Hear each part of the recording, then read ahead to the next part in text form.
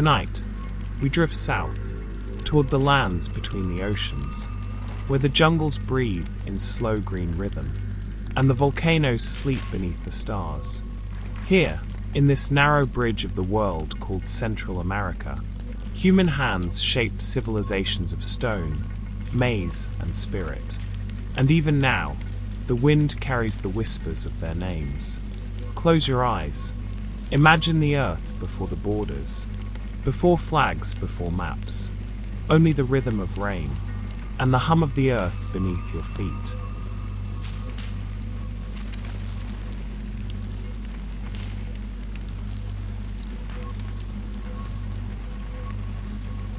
The first people of this land were born from time itself.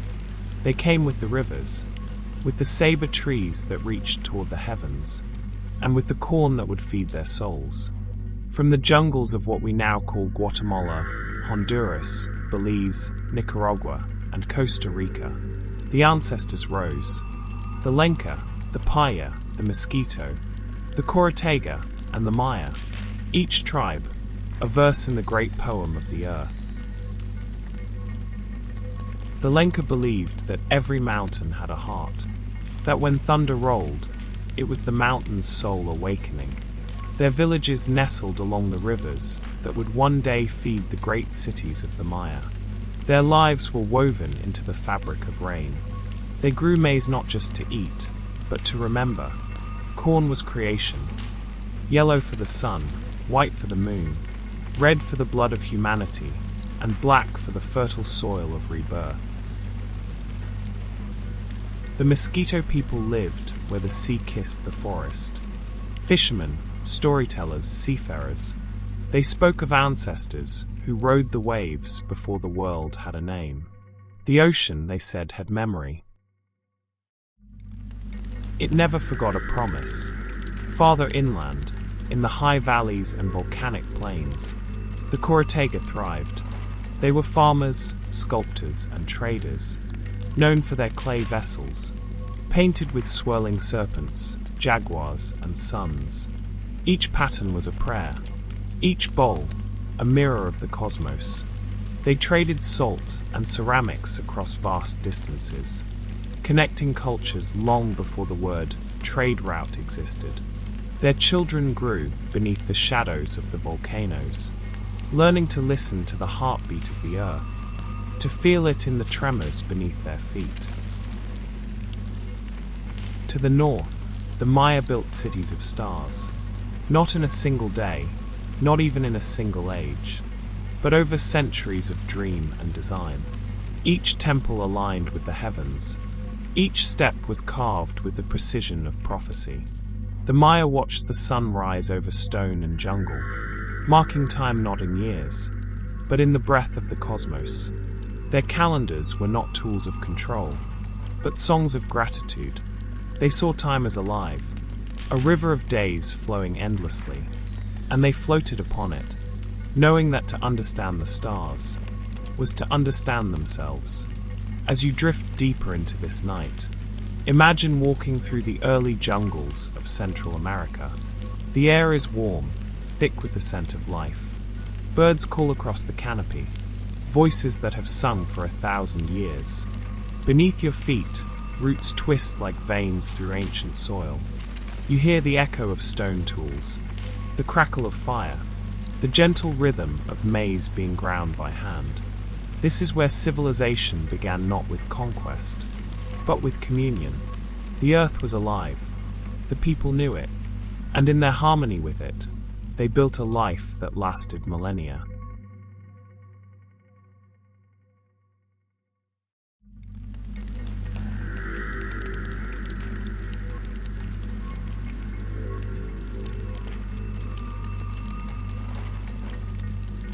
To the Lenca, the sun was a guardian.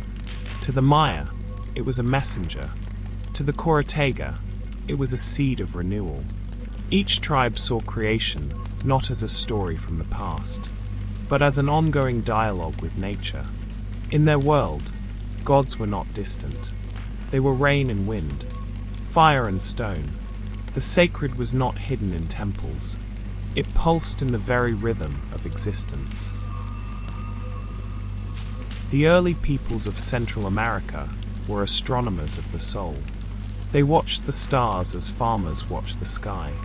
With reverence, not ambition, they charted Venus and the moon, not to dominate, but to understand the pattern of harmony between heaven and earth.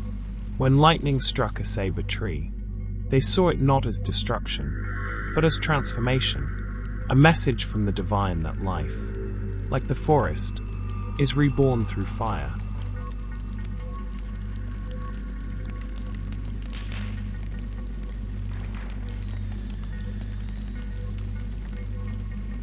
You are floating now through their dreams, through jungles that whisper secrets of the past. Listen closely. The night carries their language still. The syllables of kitsch, Lenca, Nahuatl, flowing like rivers between the mountains. If you close your eyes and breathe deeply, you can still feel their pulse in the land. Each tree, each drop of rain, remembers them.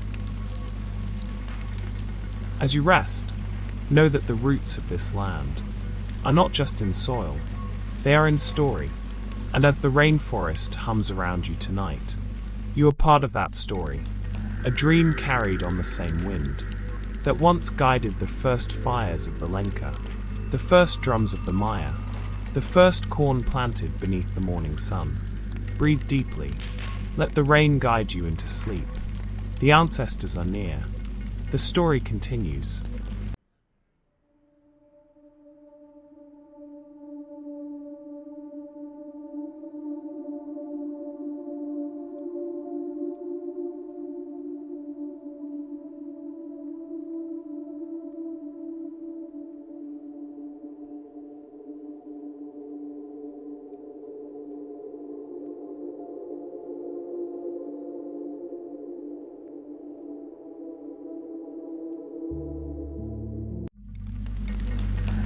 You are still drifting, past the jungles of the Lenca, past the coasts where the mosquito nets rise and fall with the tide.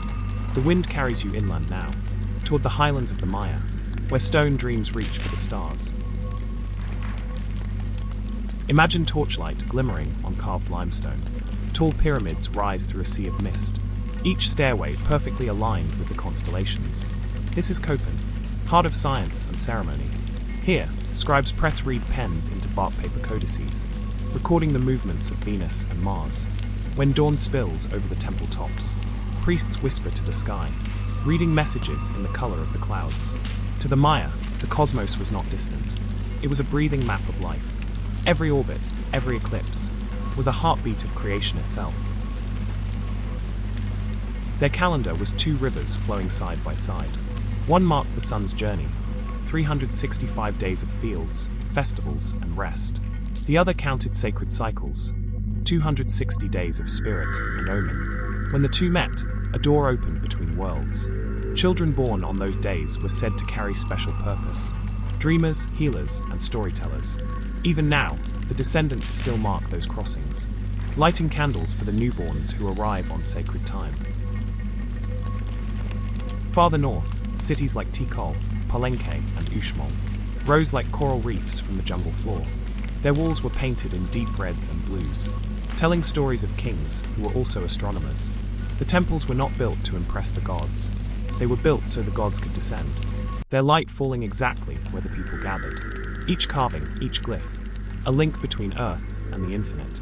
If you stand inside one even now, close your eyes, you can still feel the hum of geometry. A perfect chord struck between mathematics and devotion. As night deepens, imagine a market square at sunrise. Clay jars clink, parrots call, traders sing their prices. Cacao beans change hands like currency, smelling of chocolate and smoke.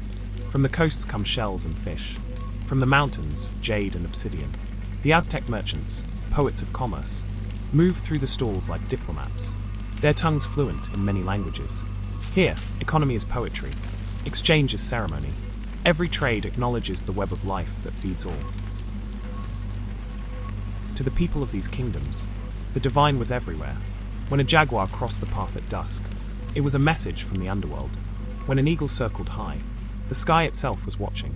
They offered maize, incense, and songs. Not from fear, but from gratitude. In every flame, they saw the ancestors returning for a moment, drawn by the smoke of memory. Travel now to the Caribbean coast, where the drums change rhythm. Here live the Garifuna, descendants of African mariners and indigenous islanders, who found refuge on these shores. Their songs are waves made of memory. Their language dances between Africa and the Americas. When they beat their drums, they awaken both the land and the sea. Theirs is a story of survival, a bridge. Night stretches above Central America, like a black ocean dusted with fire. The Milky Way, Sac B, the White Road, guide souls home. The Maya believed each person carried a coessence, an animal twin in the spirit realm. When one slept, the other wandered. Dreams were journeys. Sleep was sacred travel. So tonight, as you drift, you walk the same white road. Your breath is the wind through Copán's leaves. Your heartbeat echoes the drum of the Garifuna. The people of these lands painted joy into pottery, wove time into textiles.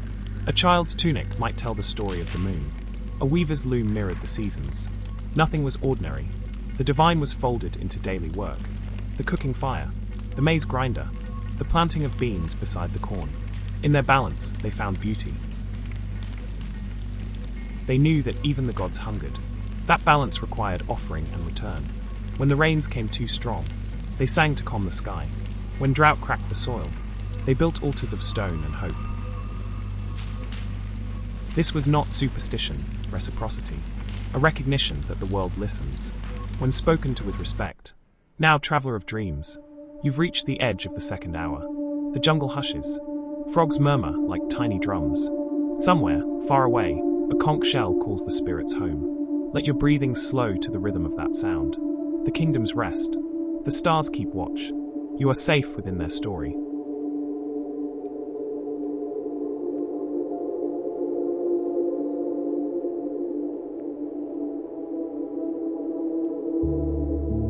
The night stretches on, and the jungle breathes slowly, as though it remembers every story ever told. For centuries, the people of this land lived in balance, trading, planting, honoring the seasons, singing their children into the rhythm of the earth. But then, the horizon changed. Ships appeared, wooden mountains with wings of cloth, cutting across the turquoise Caribbean. They carried voices that spoke of conquest, and hands that would not listen to the wind. The old world trembled, and yet, the soul of the people did not vanish. It retreated into the forests, into the highlands, into the hearts of those who refused to forget. The colonizers came seeking gold and God, but they found civilizations older than their maps, and languages that spoke directly to the spirit. They brought new gods, new names, new chains, but the people, though wounded, wove resistance into the fabric of life. In hidden temples, candles still burned for the maize god. Women whispered ancient prayers beneath the shadow of cathedrals. Drums still called to the ancestors, their rhythms disguised as celebration. They adapted, but they did not disappear. The memory of creation simply changed its mask. In the centuries that followed, the tribes of Central America learned to survive by remembering quietly. The Lenca kept their earth ceremonies alive, offering corn and cacao to the spirits of the hills. The Maya continued to carve calendars in secret, their sacred numbers hidden in patterns of weaving. The Garifuna sang their history through drums and dance. Each beat is a declaration. We are still here. Colonial power could conquer land, but it could not conquer rhythm. Tonight, as you rest, know that thousands of tongues still move through these mountains. Kitsch, Mam, Lenca, Garifuna, Mosquito, Bri Cuna. Each syllable a seed planted against forgetting. When a grandmother teaches her grandchild to say Ixin for corn, or Kaon for sky, she restores a world. Language is more than sound. It is landscape. To speak the old words is to walk again upon sacred soil. In the quiet highlands of Guatemala, a Mayan farmer bends to plant maize by hand. Each seed he presses into the earth is a prayer for both past and future. In Honduras, a Lenca woman spins clay on a wheel her ancestors once turned, the patterns on her pots echoing constellations. In Belize, Garifuna musicians play drums made from cedar, the same wood their forefathers carried to sea. And in Costa Rica, the Bribri still walk to the river before sunrise, to greet the day as a living spirit. Each act, small, ordinary, sacred, keeps the rhythm alive. In recent years, the descendants of these tribes have begun to reclaim their names, their land, their stories. Museums now tell their histories not as curiosities, but as continuations. Universities teach Mayan mathematics, a system so precise it mapped the heavens long before telescopes. Indigenous leaders sit in Congress halls, their voices carrying the weight of centuries. And across Central America, the people are saying once again, this land remembers us. In the cities, where skyscrapers rise above the old plazas, you can still see their influence. The shapes of the temples live in architecture. The colors of the weavers spill into murals. The flavors of corn, chili, cacao, still form the soul of every meal. Even the rhythm of speech, the rolling, musical cadence of Central American Spanish, is woven with indigenous melody. The past is not past. It hums beneath every heartbeat of the modern world. Every generation that remembers restores a thread of the great tapestry. When a young artist paints a Garifuna dancer, when a poet writes in kitsch, when a child learns to plant maize again, the story breathes anew, and the ancestors, wherever they are, smile in the wind. Now, close your eyes deeper. Breathe slowly. You're walking through the rainforest again. The ground soft and wet beneath your feet. The air is rich, alive with the scent of rain and life. Before you, the trees open into a clearing. A single saber tree stands tall, its roots like arms reaching both into earth and sky. This is the tree of life. The Maya called it Yaxch. Its branches hold the heavens, its roots the underworld, and you, standing beneath it, are the bridge between both. You reach out, and your fingertips graze the bark, warm, humming faintly. You feel time itself breathing. Listen, they are not gone. They speak through rustling leaves, through the river's murmur, through your own heartbeat. Their message is simple. You belong to the earth. You are made of memory and motion. You carry our story forward. The wind shifts, a whisper in 1,000 voices, a lullaby in languages older than history. As dawn begins to rise behind your eyelids, the mists roll away from the mountains. Villages wake. Fires are lit. A new day begins in Central America. Children run through the fields where maize grows tall. Elders sit at doorways, weaving baskets of color and story. The earth hums beneath their feet, and life continues. You are still there, standing beneath the saber tree. Light spills through the leaves. The air is golden. You breathe in, and feel centuries of strength flow through you. Tonight, as you fall into the deepest sleep, may the spirits of the land guide your dreams. May the rivers of Honduras wash away your worry. May the winds of Guatemala carry you to peace. May the drums of Belize steady your heart. And may the stars of Nicaragua light your way home, because you are part of their story, a story that never ends, only transforms, like rain returning to the sea.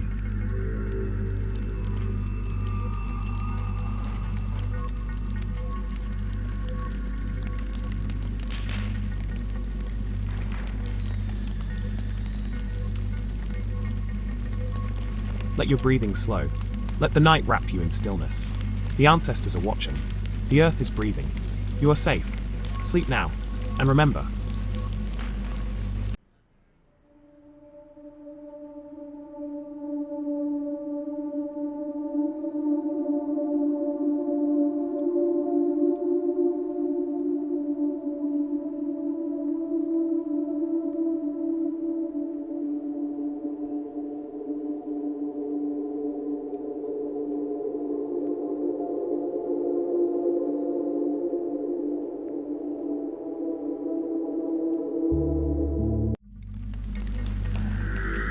and so, the night ended over the ancient world. The saber tree still stood, its roots drinking the mist, its branches brushing the newborn light. You had fallen asleep beneath its shade, and as dawn broke across the mountains of Honduras and Guatemala, the first rays touched the ocean, a mirror so wide, it seemed to have no edge. The ancestors whispered still, but their voices trembled, sensing a wind that was not their own. Far beyond the reefs, where pelicans circled, where fishermen spoke to the sea as if it were family, something moved against the horizon. White triangles, rising like unfamiliar clouds. It began with curiosity. Children pointed from the sand, laughing at the strange sails. Elders shaded their eyes and watched the sea glitter like polished obsidian. No one knew yet that history had changed its course, that the rhythm of maize and rain was about to meet the rhythm of iron and prayer. The ships came closer, creaking like wooden beasts. Their hulls gleamed with salt and sun. Their flags fluttered with emblems no one here had ever seen. Crosses, lions, and colors of empire. And when the anchors dropped, the sea exhaled a long sigh that echoed along the coast. Imagine the stillness, the moment before two worlds touch. On the shore, the people of the coast waited, their bodies painted for the morning's fishing, their hearts steady as the tide. From the boats, men descended in armor that shimmered like fish scales. Their speech was a storm of unknown sounds, rolling and sharp, like rocks tumbling through water. One carried a banner with a golden cross, another a book bound in leather. They knelt, touched the sand, and whispered to their god for victory and favor. The watchers on the beach whispered too, but their words were to the wind, asking it to remember their names, whatever might come next. That first night, fires burned on both sides of the language divide. The strangers prayed to a heaven they said was singular, while the locals spoke to the stars, who had always been many. The ocean lay between them even on land, an invisible border of meaning, and yet curiosity flowed across it. Some gifts were exchanged: fruit, feathers, beads, water. For a heartbeat, the world felt large enough for both dreams. But empires do not sleep long. The cross and the sword soon shared the same shadow. Word of the visitors spread inland faster than wind. Messengers ran through valleys, through maize fields and mountain passes. The stories changed with every retelling. Some said the gods had returned, others that monsters had climbed from the sea. In Copán and Cholula, priests cast new lots in the ashes, reading omens in the flight of birds. The stars offered no clear answer, only silence, as if even the heavens were holding their breath. The newcomers brought mirrors that caught the sun, metal knives that never dulled, and beads that glowed like captured lightning. In return, they asked for gold, the yellow blood of the earth. They said their king desired it, that it was tribute for peace. But the peace they offered was built on surrender, and the language of surrender was soon taught with muskets and fire. In a clearing by the sea, a wooden cross was raised. Its shadow fell across shells and driftwood, and a priest in black robes began to chant. The sound was soft, almost beautiful. The locals listened, hearing nothing they understood, and yet something in the cadence stirred them. A rhythm like prayer, a plea to a single unseen power.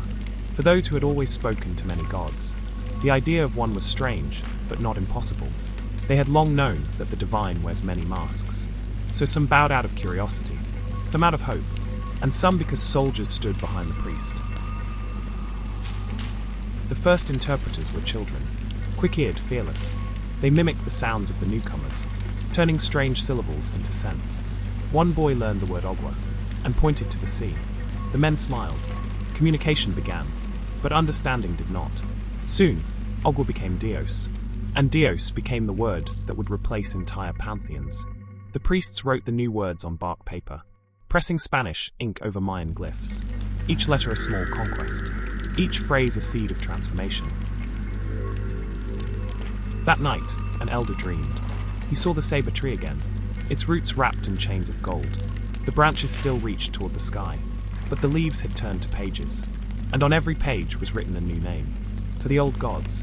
He woke before dawn, walked to the ocean, and whispered to the waves, "Remember who we were, when the stars still spoke our language."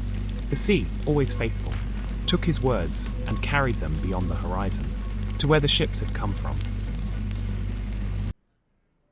You are still with them now, standing on that same shore, where two worlds began to merge.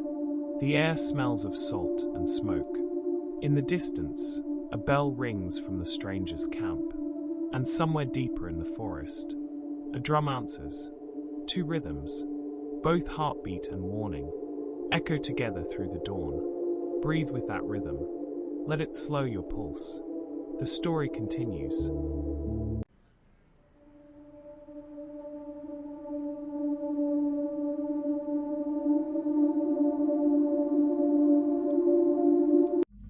The morning after the ships anchored, mist drifted over the palms like breath. The strangers had built a small altar on the sand, a table of driftwood draped with white cloth, a metal cup gleaming where the sun broke through. They knelt and crossed themselves. The sound of Latin prayers rose with the waves, familiar to them, foreign to everyone watching from the trees. Behind the priests, soldiers checked their muskets, their armor damp and shining. Beside them, a standard fluttered, a golden cross at its crown. One object for mercy, one for conquest. Both cast the same shadow. When the prayer ended, a man in velvet stepped forward. He read from a scroll that no one else could understand. The words were proclamations, claims written an ocean away. He spoke them into the humid air as if the forest were a courtroom. Then he raised his sword. Sunlight caught its edge, and in that glittering moment the newcomers believed. The land itself had been converted, but the jungle did not kneel. The parrots still called. The sea still breathed. Only the humans trembled, some in awe, some in fear. The first approach was cautious. Gifts were exchanged again. A basket of fruit for a cross, a carved idol for a string of beads. The friar smiled kindly, though behind him the soldiers whispered about gold. To the friar, the idol was a soul to be rescued. To the soldier, it was evidence of treasure. Neither saw the forest watching them, ancient and patient, its roots recording every word. A few days later they carried that same wooden cross inland. Its weight was not heavy, yet the path it marked would change everything. The villagers gathered, the old, the young, the curious. The priest spoke through an interpreter. His words of love came wrapped in warnings. He said there was one God, and that God had chosen them for salvation. When he sprinkled water over their heads, some laughed, it felt like rain. Some bowed politely, and a few, seeing soldiers nearby, did not move at all. By nightfall the first church post had been raised, driven into soil that once held only maize. Where the friar walked, the soldier followed. Where the soldier camped, the friar built an altar. Together they drew new borders, not lines on maps yet, but lines across the spirit. Conversion came not only by belief, but by necessity. To trade, to travel, to survive, you needed the words of the new faith. Still, some accepted the cross sincerely. They saw in its form a meeting of worlds, a tree of life, its arms reaching to the four winds, its roots deep in sacrifice and renewal. Perhaps, they thought, this foreign god was another face of the same eternal power. At the edge of the camp, an elder told the children to remember the stories of the mountains. Repeat them in your hearts, she said, for soon they will forbid your tongue. Her voice was soft, almost lost in the rain, but the forest carried it. Every leaf became a witness. That night the soldiers toasted victory. The friar dreamed of souls redeemed. And far beyond the fires, drums beat quietly in the darkness. Low, steady, defiant. Two worlds again, each certain that light was on their side. Breathe now with the rhythm of those distant drums. Inhale, the promise of peace. Exhale, the cost of faith. The jungle sleeps, the cross stands, and tomorrow the road will wind farther inland.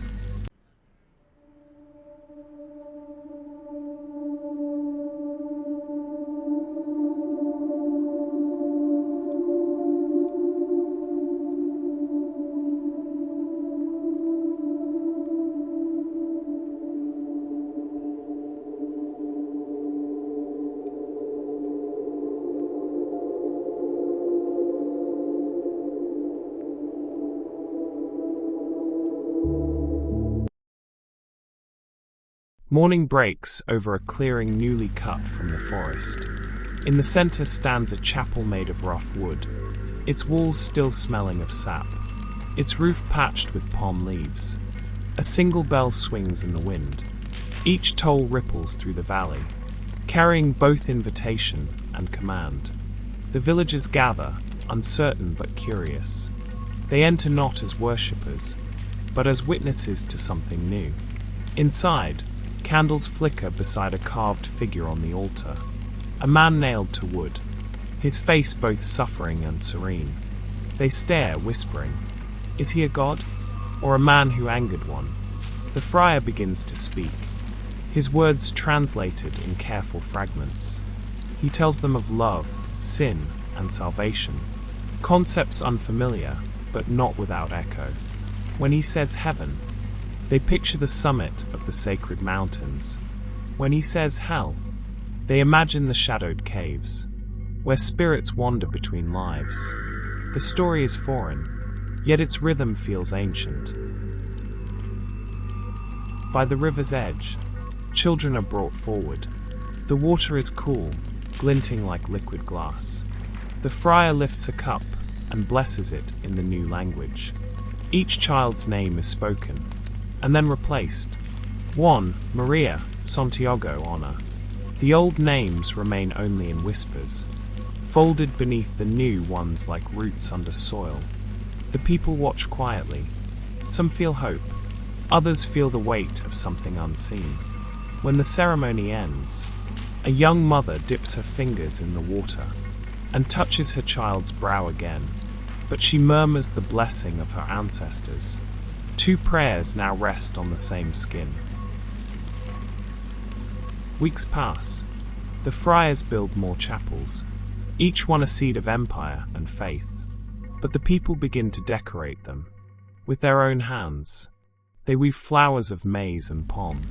They carve saints whose faces resemble their ancestors. Rounder cheeks, darker eyes. They paint angels with feathers like quetzal birds. The friar calls it devotion.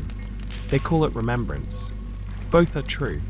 Soon, festivals are declared in honor of new saints. Yet the dates match the old rituals. Harvest, rain, fertility, renewal. Drums that once summoned the maize god now celebrate Saint Joseph, Saint Michael, the Virgin Mary. The faith has taken root, but its roots twist through older soil. In a small village, a procession moves through the streets. Men carry a statue of the Virgin on their shoulders. Women scatter petals before her feet. Behind them, children dance in bright masks.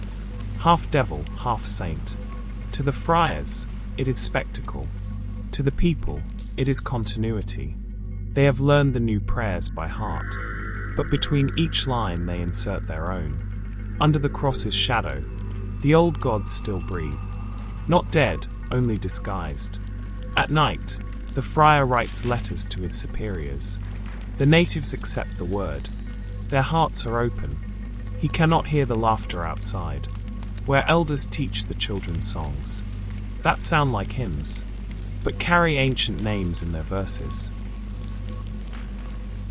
Years pass. The gardens around the missions bloom with familiar crops. Corn, cacao, beans, plantain. But now they are tended alongside roses brought from Spain. The priest blesses both, not realizing that the people see no difference.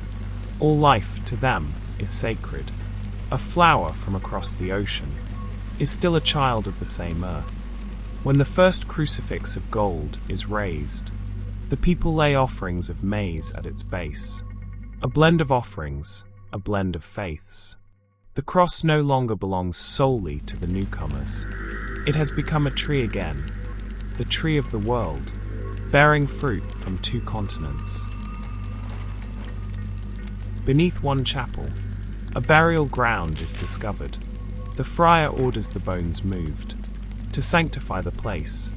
But one elder, silent until now, kneels and presses her palm to the ground. This earth knows their names, she says. You cannot baptize what is already holy. The friar pauses. He does not understand her words, but he feels their gravity. For a moment, he too kneels beside her. In that stillness, the old faith and the new touch hands, if only for a breath. The new faith grows like vines on ancient walls, bright, insistent, but rooted in something far older. And as the candles burn through the night, you can almost hear the hum of both prayers, Latin and native, rising together like smoke, to the same listening sky.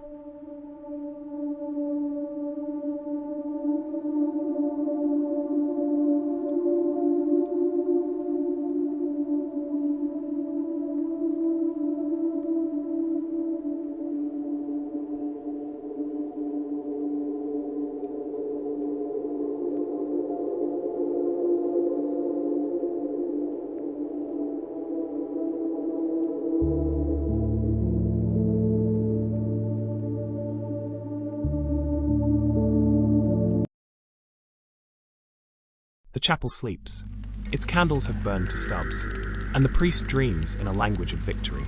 But outside, beneath the stars the ancestors named, another congregation gathers. They move quietly through the fields, bare feet on cool soil, their faces painted with ash and silence. In their hands they carry gourds of water, small bundles of maize, and a single feather from the quetzal, the bird that never allowed itself to be caged. They walk to the forest's edge, where moonlight filters through the saber branches.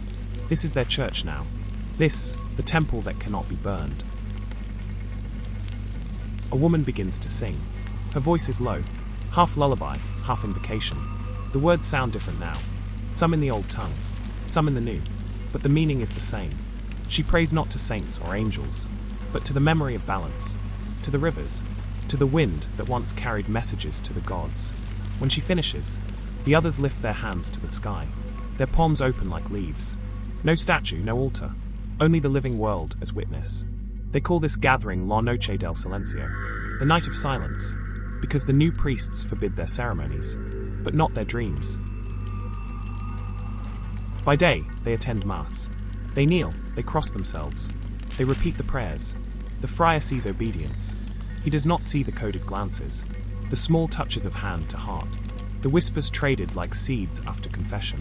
Underneath each Ave Maria lies another name: Ixchel, the goddess of fertility; Chuk, the bringer of rain; Hunab Ku, the breath of the cosmos. The old gods do not die. They wait patient, silent, like embers under ash. At dusk, elders tell the stories again. Not aloud, not in open squares, but in the safety of kitchens, around the warmth of clay stoves. Children listen wide-eyed, as grandmothers whisper of sun and serpent, of maize that became flesh, of rivers born from tears of creation. They are told to remember, not to challenge, but to carry. The old knowledge becomes something hidden, a secret inheritance, tucked between the verses of hymns. And when those children grow, they will carve angels with jaguar eyes, paint halos in the colors of the rainbow serpent, and build cathedrals that hum quietly with dual devotion. But silence has its price. Some are discovered, accused of heresy or witchcraft. They are forced to burn the symbols of their ancestors. Yet even then, they scatter the ashes carefully into the river, so that the current may carry the spirit forward. Hidden from the eyes of empire, the river becomes their scripture, the wind their choir. Faith survives, not in temples of stone, but in the pulse of nature itself. One night, a storm rolls in from the sea. Lightning splits the sky, and thunder shakes the mission bells from their tower. The villagers gather in fear. The priest says it is a test from God, but the elders smile softly. They know the sound, the roar of the rain god, the voice of a world refusing to be forgotten. When the storm ends, the air smells of earth and renewal. Children dance in puddles, laughing as if they have heard a friend return. The friar sees joy and calls it grace. The people know better. It is remembrance. So the old gods slept beneath crosses, their dreams entwined with new prayers. They waited, not for revenge, but for acknowledgement, for even silence, when it endures long enough, becomes a kind of song.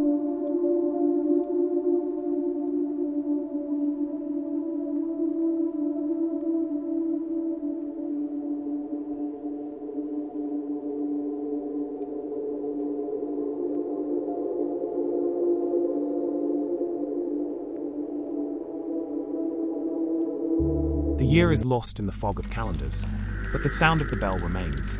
It rings across the courtyard of a mission, a bronze echo calling children to sit on benches, carved from the wood of the same forests. Their grandfathers once prayed within. The friar walks between them, robe brushing the dust, a book clutched in his hand. He opens it as though opening the sky. Letters curl across the page like small serpents. A, B, C. The children repeat each sound in halting unison, their tongues heavy with the unfamiliar. En el principio, he reads. In the beginning. The words of conquest do not always arrive with guns. Sometimes they arrive with grammar. Before the schools, there was the interpreter, a young woman taken from one village to another, quick of mind, able to weave sound into meaning. The conquistador calls her la lengua, the tongue. She stands between two worlds, each demanding her loyalty, each misunderstanding the other. When the soldiers promise friendship, she translates it as peace. When they demand tribute, she softens the word to gift. She becomes the filter through which empire speaks. And though her body is free, her voice is owned. Each sentence she utters ties another knot between power and survival. Language becomes the first bridge, and the first chain. The friars soon learn that to rule the heart, one must reshape the ear. They forbid the sacred songs of the mountains, calling them chants of demons. They teach new hymns instead, their melodies sweet, their words foreign. Children who once spoke to the river in ritual phrases now memorize verses about distant shepherds and lambs.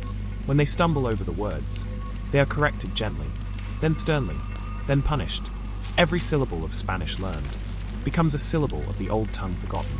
But language is not so easily erased. At night, those same children whisper to one another, testing the sounds of home. Softly, secretly, like smuggling light through a curtain, the friar writes the first dictionary. On one side, Spanish. On the other, the language of the people. He believes he is recording a dying tongue. But in truth, he is planting seeds. Each word he translates becomes a doorway the empire cannot close. He learns that some words have no equivalent. How to explain the concept of Ixim. Maize not just as food, but as the body of creation. How to render Kea, a spirit that is both God and breath. He simplifies them, of course. He must. But meaning, like water, finds cracks to flow through. The people continue to use their own words, even inside the new prayers, hiding entire theologies in syllables the friar does not notice. The king across the ocean demands reports. He wants to know what his subjects say, what they believe, how they trade, how they obey. So the friars teach writing to a few chosen sons of chiefs. They learn to trace the alphabet with charcoal on hides, then with ink on paper. Soon, petitions appear in Spanish, requests for land, for mercy, for protection. But between the lines, there are rhythms that do not belong to Castile. The syntax twists like roots seeking their own soil. The king reads obedience. The writers know they have smuggled memory through the narrow gate of bureaucracy. Years later, one of those students becomes a teacher. He wears a wooden cross around his neck and carries a stick to discipline the children. He believes, or wants to believe, that teaching the conqueror's words will give his people a weapon they can use. But sometimes, when he writes on the board, his hand hesitates. He remembers the songs his grandmother sang, in a tongue no longer spoken aloud. He hums them under his breath. The students think it is a tune from the new hymnal. It is not. It is the hum of resistance, disguised as grammar. Language is never neutral. It remembers who first shaped it, and it carries the scent of every mouth that spoke it. The empire believed it owned the word, but words, like seeds, find their own way to grow.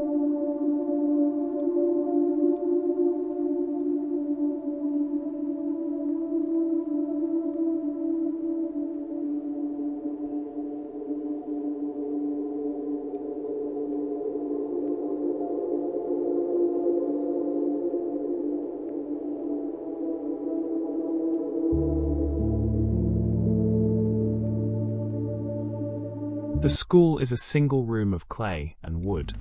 Its walls breathe with the humidity of the jungle. Its roof leaks light in thin, holy stripes. Children sit cross-legged on the ground, eyes lifted toward a slate scratched with chalk. On it, the friar has written, Padre Nuestro, que estos en los cielos. They repeat each phrase slowly.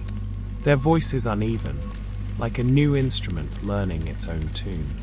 Some pronounce Padre as Patel, the old tongue reshaping the new. The friar corrects them gently, then again with a switch of the reed.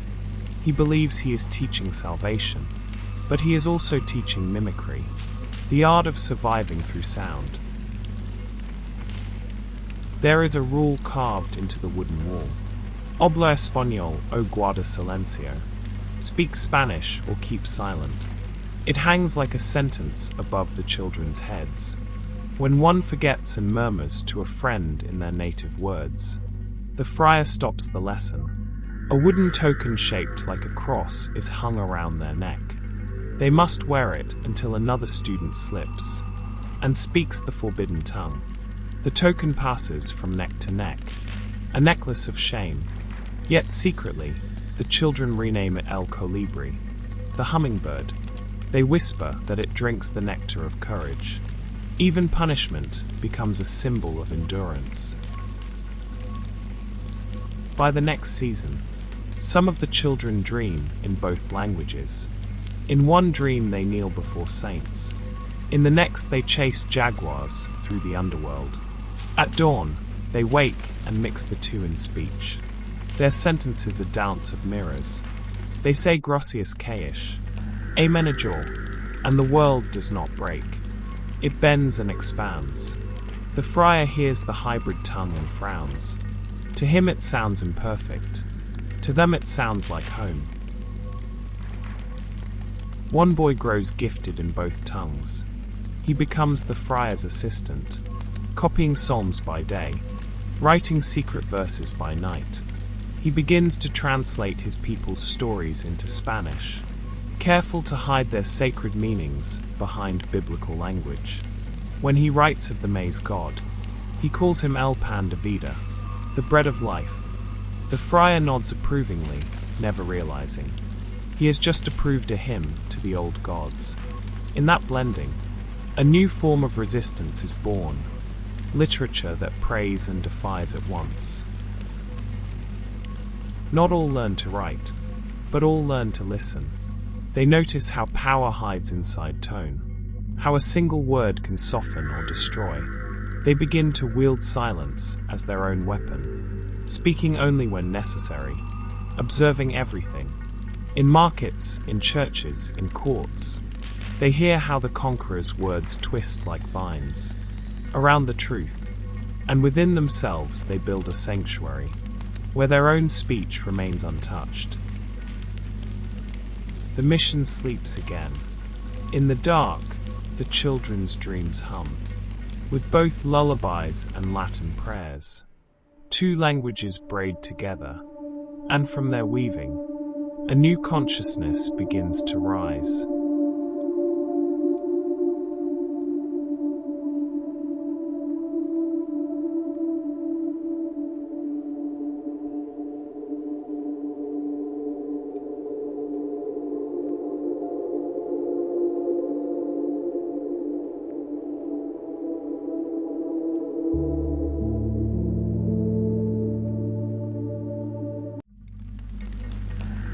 Morning in the governor's hall smells of melted wax and damp leather. Clerks bend over tables, their sleeves rolled high, inking reports for a king they will never meet. Every word becomes a fence, a line that divides the free from the ruled. Names of rivers, valleys, and villages are reshaped on the page. Tenochtitlan becomes Mexico. Cholula becomes San Pedro de Los Angeles. The land is renamed letter by letter. Ownership is written in cursive. The friars, too, keep books, not of land, but of souls. Each baptism is entered in a column. Name, date, godparents' notes.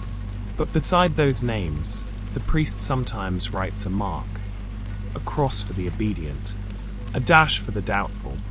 The people do not see these ledgers, yet they feel their weight. They sense that salvation now has paperwork.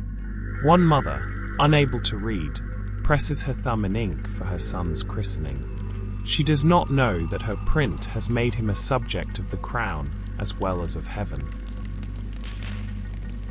Ships leave the ports carrying chests filled with parchment.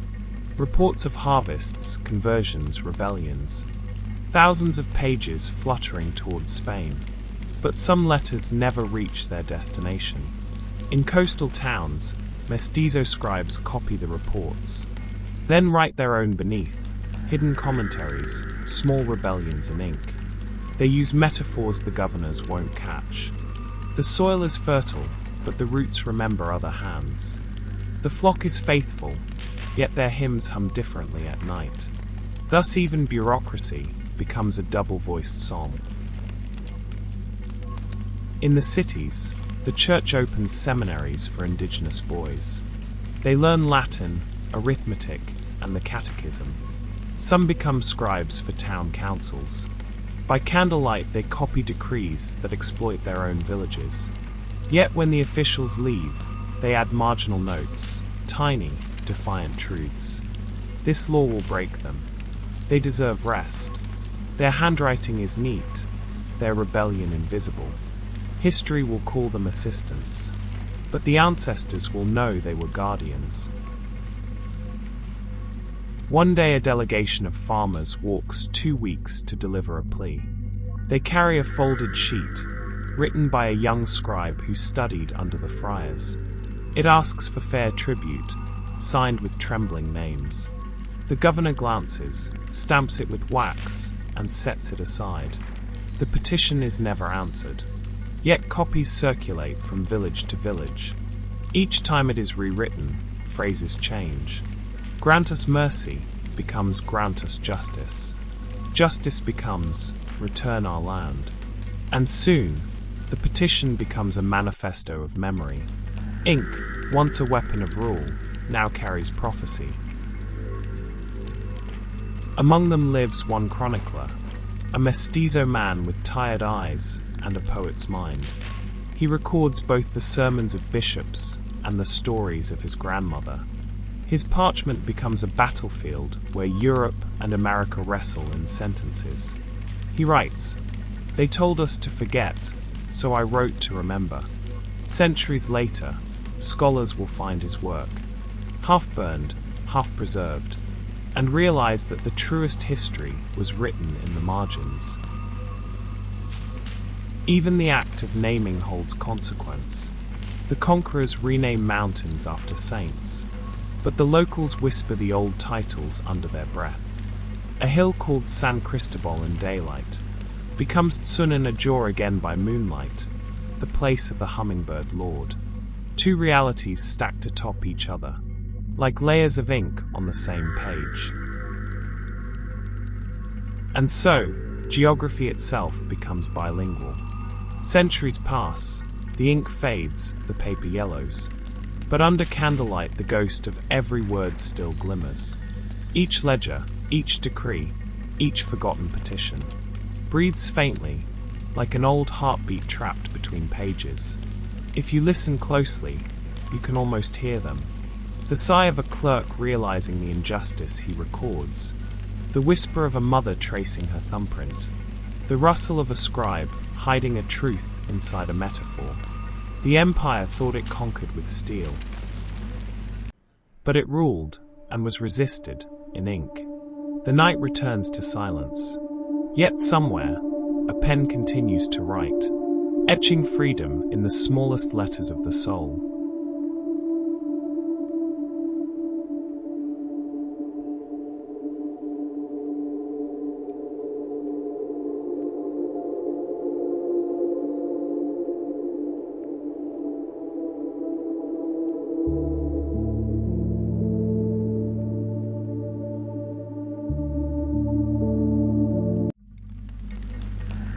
Centuries pass like seasons. Empires rise, golden and proud, then crumble into the same dust they once claimed. But the people remain, those who remember the taste of maize, the smell of smoke in prayer, the whisper of rivers naming themselves in two tongues. In cities that now shine with concrete and glass, you can still hear the older rhythm beneath the noise. Vendors calling out mangoes dulces, children answering in words half Spanish, half spirit. The alphabet that once enslaved them now belongs to everyone. It has been remade, its letters carrying laughter, protest, poetry, and love. In a classroom in Guatemala City, a teacher writes on the board, "Mi nombre es Ana." Then she pauses, smiles, and adds in Caxical beneath it, "Nimbai re Ana." The students repeat both, their voices rising like birds in twin flight. The empire that tried to erase one language has ended up teaching its descendants too. And those children, fluent in survival, will tell the story better than any conqueror ever could. Walk through any market in Belize, and you will hear the symphony of centuries. Spanish, English, Garifuna, Creole, woven together like bright cloth. A grandmother bargains in one language, her granddaughter replies in another, and the vendor laughs in both. Each sentence is a living archive, a reminder that identity can be broken and rebuilt, without losing its soul. The colonial tongue no longer belongs to kings. It belongs to the people who bent it, softened it, made it sing. In the highlands, a community radio station hums on the airwaves. Its announcer greets listeners in Spanish, then repeats in Keki. Outside the studio, a teenager scrolls through his phone, writing hip-hop lyrics in both languages. He samples marimba over a trap beat, rhymes resistencia with tierra.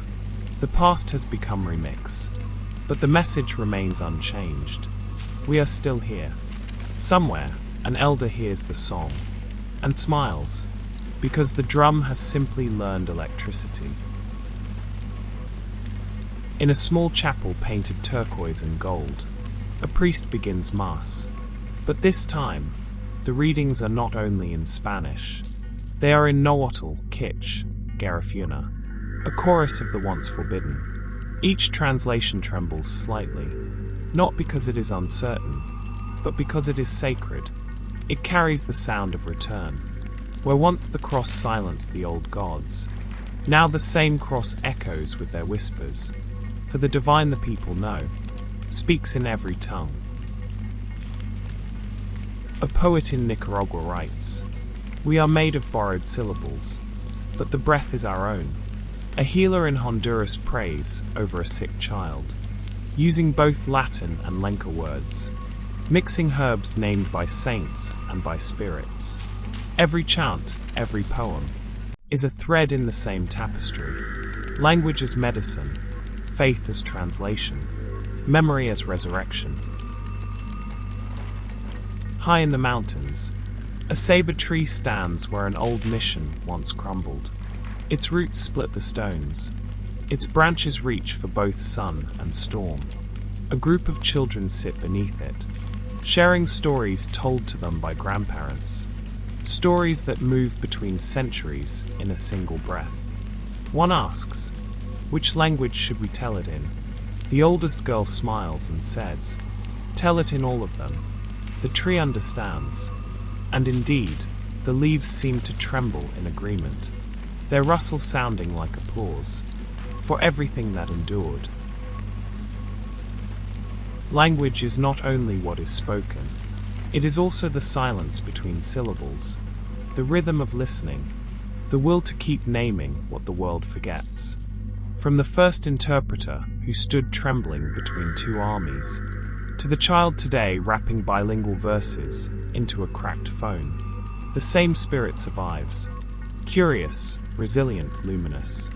No empire can own it, no cross can cage it. It belongs to the breath, and the breath belongs to everyone. So sleep now, traveler of time. Let the words drift like rivers through your dreams. Each current carries a story, and each story carries the sound of survival. Listen closely, and you will hear the truth. The language of empire was never the final word. It was only the beginning of remembering.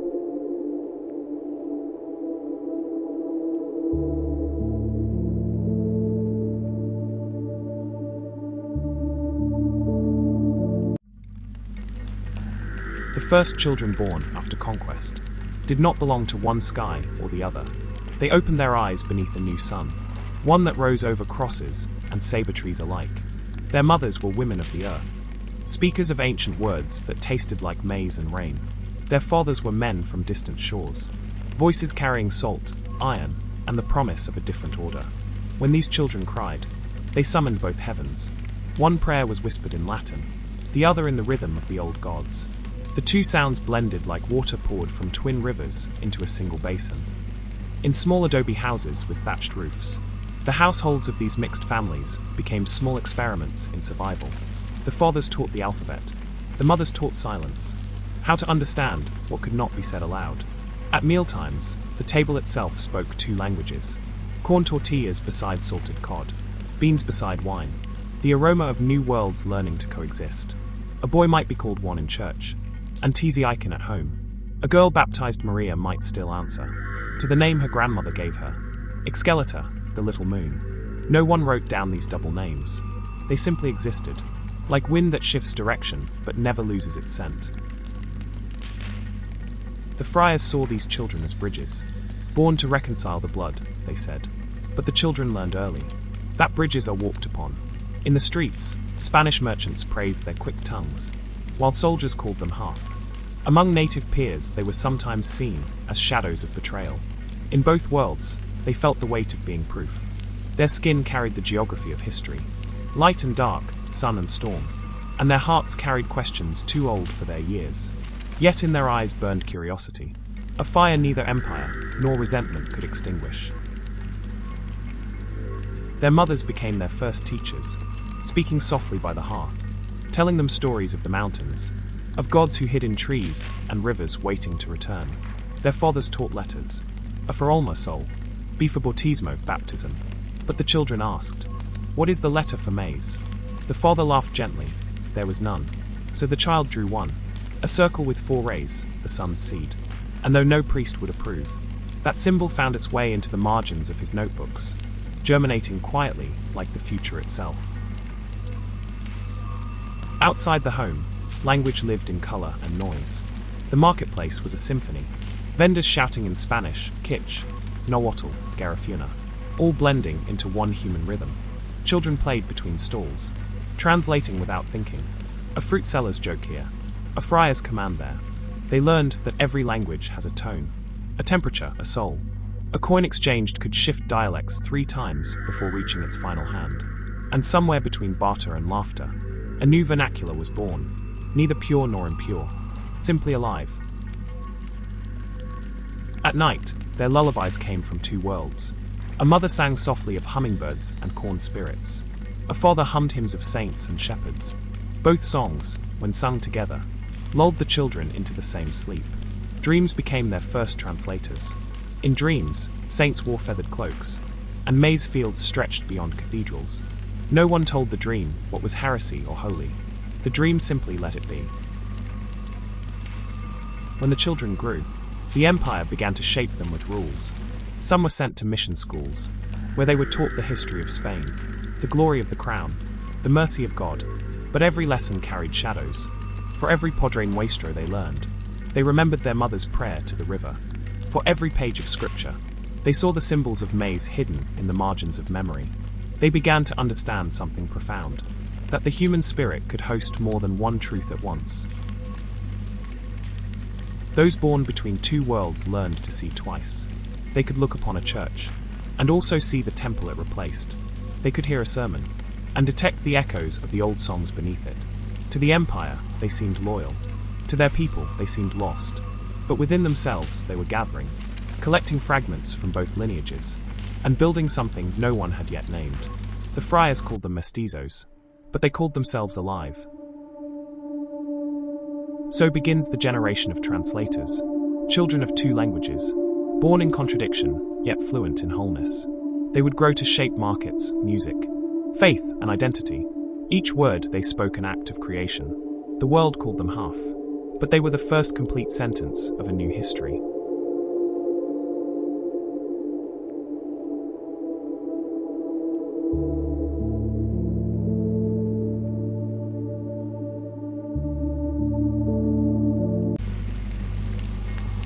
The day's labor ends when the shadows lengthen. In every village, in every town, firelight becomes the center of the world again. Inside small homes made of adobe and straw, the smell of beans, plantains, and roasted corn drifts upward like an evening prayer. This is where the empire softens, not in courts or churches, but in kitchens, where the languages of survival become the languages of love. A mother calls her children to eat. Ven mijito, come, my little one. Half in Spanish, half in the rhythm of her native tongue. The child answers in both as well, his words tumbling between 2 worlds with ease. The friars may have taught religion, but the home teaches mercy. Food becomes the first truce between civilizations. In a single meal, both worlds sit side by side. Maize meets wheat, cacao meets sugar, old clay pots simmer with new ingredients, olive oil brought from across the sea, chilies that no European tongue could quite forget. The dishes carry stories. The stew simmering on the fire whispers of old rituals for rain. The bread cooling on the table hums hymns of foreign saints. When families eat together, they speak less of difference and more of flavor. The empire fades between bites. Each household becomes its own choir of tongues. The mother speaks softly to the youngest in her native words. The father answers in Spanish, and the children mix both into something new. A conversation might sound like this. Madrecita, ¿puedo ir afuera? Sí, pero no olvides tus sandalias, niño del mes. Even the scolding sounds melodic, a duet of affection disguised as discipline. When guests arrive, the family switches tongues like lanterns. It's not deceit, it's survival made graceful. They've learned that every situation requires a different melody. Objects themselves bear witness to two vocabularies. The chair is Silla, but also Banquoyel. The broom is Escobar, but the grandmother still calls it Expata. Each thing in the house has two souls, and both respond when spoken to. A rosary hangs beside a gourd rattle. A crucifix glows faintly in the candlelight, and behind it, tucked in shadow, a small clay idol watches quietly. Neither condemns the other. They simply share the wall. Each evening, stories are traded the way merchants trade goods. A father recounts news from the town square, a royal decree, a church celebration. The mother replies with tales from the hills, a dream she had of ancestors dancing in the wind. Both stories are true in different currencies. The children listen, learning early that truth can wear many faces. By bedtime, the tales merge. A saint who walks through rain with a serpent's crown. A goddess who shelters children under her veil. No priest could approve, but even the stars seem to lean closer to listen. Between these walls, love itself becomes bilingual. To comfort is to translate. To find words that bridge rather than divide. A husband calls his wife mi cielo. She answers neon, my breath. Their hearts beat to the same rhythm, even if their words come from different alphabets. Children learn affection as language too. How tone can mean more than grammar. How a whisper can outlive any decree. In the home, empire's voice loses its authority. Only kindness commands. Not all lessons come from books. Some come from the way a grandmother folds tortillas, or how she says the name of the wind before closing the door. In her small rituals lie a quiet defiance. Each movement says, "We are still ourselves." And the children, though they may laugh, will remember these gestures long after they forget catechisms. Years later, when they have children of their own, they will bless them in both languages, just as she once did, mixing prayers like herbs in a sing. Le bol. As the fire burns low, the grandmother begins to hum. The tune is ancient, but the words are new. Duerme, niño de dos cielos, she sings. Sleep, child of two heavens. Outside, the rain falls in perfect rhythm. The house breathes softly, walls warm, air gentle. Two languages exhaling together into peace. The children drift to sleep dreaming of saints and spirits dancing side by side.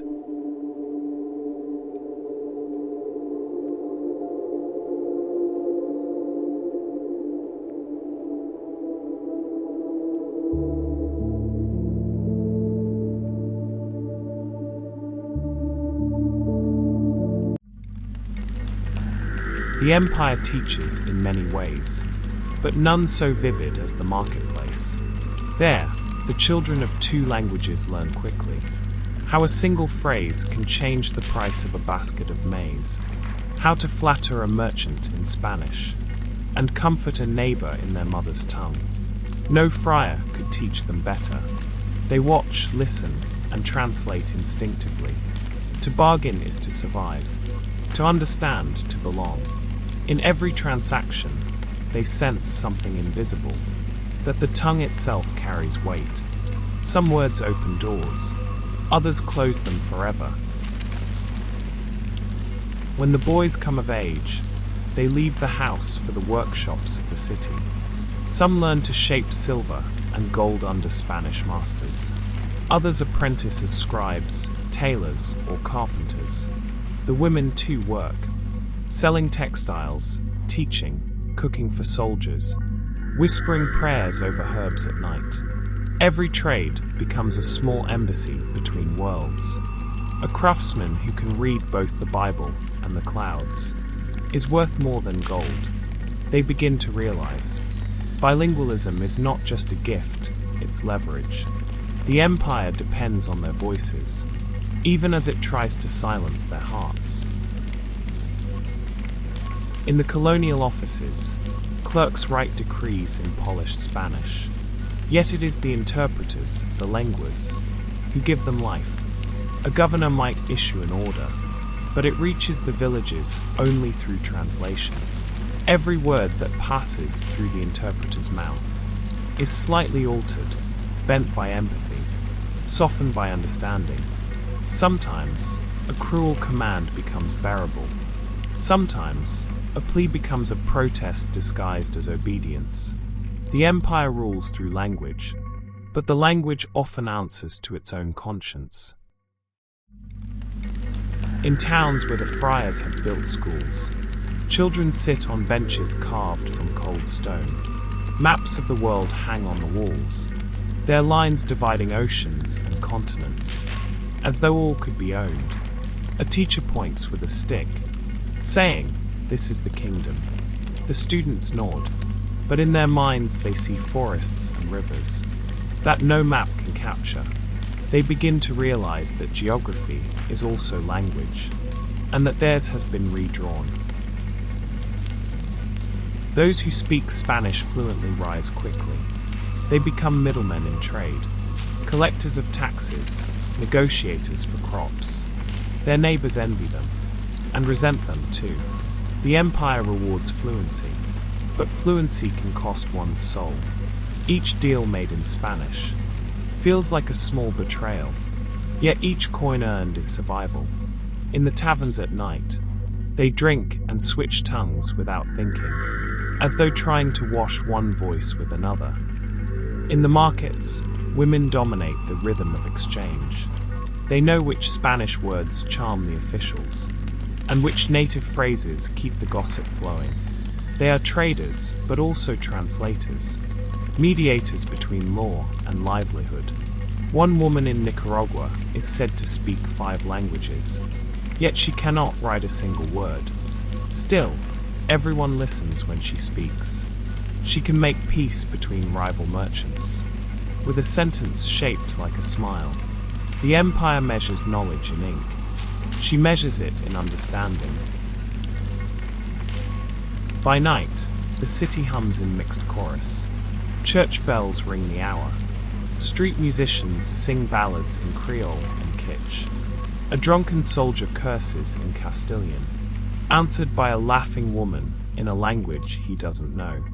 From balconies, voices float down like lanterns, some sweet, some sharp, all blended by the warm air. This is the music of empire, not harmony, but coexistence. Every tone, every accent, is a note in the same unfinished song. Not all learning happens in classrooms. Some lessons are too delicate for chalk and parchment. A boy watches his teacher correct another student's pronunciation, with cruelty in his voice. That night, he swears he will never speak that way. A girl overhears a soldier mocking her accent.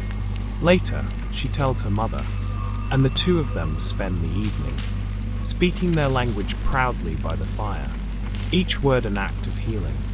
These small, private rebellions are the true curriculum of survival. As years pass, a few of these children become scholars. They collect stories from their elders, translating them into Spanish so they won't be lost. They do not realize they are building the first libraries of the New World, repositories not of empire, but of endurance. In secret corners of convents and universities, they copy their people's myths onto paper, giving the old gods new alphabets. And though they must sign their names in the conqueror's script, the ink still smells faintly of maize. Learning the empire was not only learning to read, it was learning to listen, to catch the truth between words, to bend power without breaking it. In every lesson, they discovered the same truth their ancestors knew, that wisdom lives not in the tongue, but in the heart that shapes it.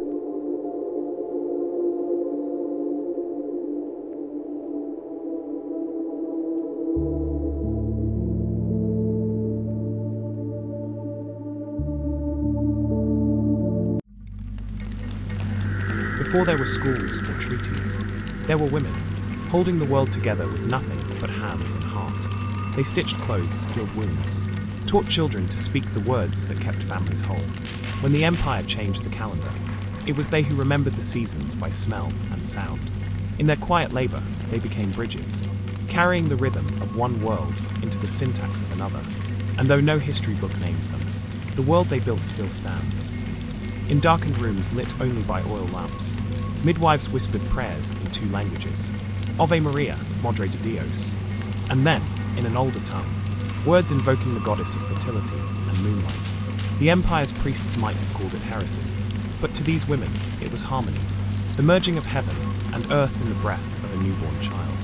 Every birth was political, but they treated it as sacred. The babies they delivered were the first citizens of an identity not yet defined by any empire. In the gardens behind stone convents, women tended herbs the friars could not name. They knew which leaves cooled fever, which roots calmed the spirit, which flowers carried memory through grief. Sometimes, soldiers came in secret, ashamed to ask for help. Sometimes even priests did. And always, these women helped without judgment. Because healing, unlike conquest, requires no enemy. When the church labeled them witches, they smiled sadly. A witch, they thought, is only a woman whose language men fear. In courts and missions, they stood between rulers and ruled. Their voices turned decrees into understanding, insults into warnings, and sometimes mercy into action. To translate is to risk invisibility. Their words passed through them like wind through reeds. No one thanked them, yet every conversation they shaped changed lives. They learned the art of strategic mistranslation, making the cruel sound less cruel, making resistance sound like obedience. These women navigated empire with grace sharper than any blade. In kitchens, the women carried stories disguised as recipes. Corn ground with murmured blessings, cacao mixed with forbidden chants. A meal could be a map of ancestry. While men argued in the plaza, women preserved continuity at the stove. They taught daughters when to speak, and sons when to listen. A pot of stew could hold centuries. A taste could remind you who you were, long after you forgot how to say it aloud. In villages scattered across the highlands and coasts, elder women became walking archives. They remembered names of rivers before they were renamed, and songs sung in temples before they were raised. Children gathered around them at dusk, listening to tales of gods who once walked in human form. The friars might have forbidden such stories, but even the friars knew. When a grandmother speaks, time itself listens. Many women embraced Catholicism, but in their embrace, they reshaped it. In their hands, Mary was not a foreign queen, but an ancestor reborn, a woman of corn and compassion, standing where their own goddesses once stood.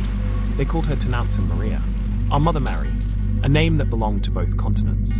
In chapels across Central America, candles flickered before her statue. Behind her serene smile, a revolution of tenderness glowed.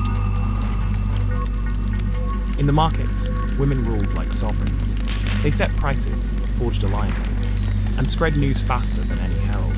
A woman selling baskets might know more about the mood of the people than a governor in his stone office. She could sense famine coming in the way buyers haggled less, or rebellion in the way soldiers walked. The empire may have had its courts and its kings, but the markets belonged to the matriarchs, and when they decided a ruler's time was done, it was only a matter of days before everyone else did too. As time passed, their daughters learned to write. Some became scribes, some teachers. A few even entered convents, where they copied sacred texts by candlelight. But even there, they hid their inheritance. In the margins of Latin songs, they doodled maize stalks and sun symbols. They gave the Virgin dark hair and brown skin. They bent the art of empire toward their own reflection. These quiet acts of self-portraiture were their rebellion, tender, deliberate, and enduring. The women of the bridge held up the world, not with speeches, but with persistence. They prayed in whispers, healed in secret, and loved in defiance. History remembers kings, friars, and soldiers, but it was women who made coexistence possible. They were the heartbeat beneath the empire's noise, the steady pulse that said, "We remain."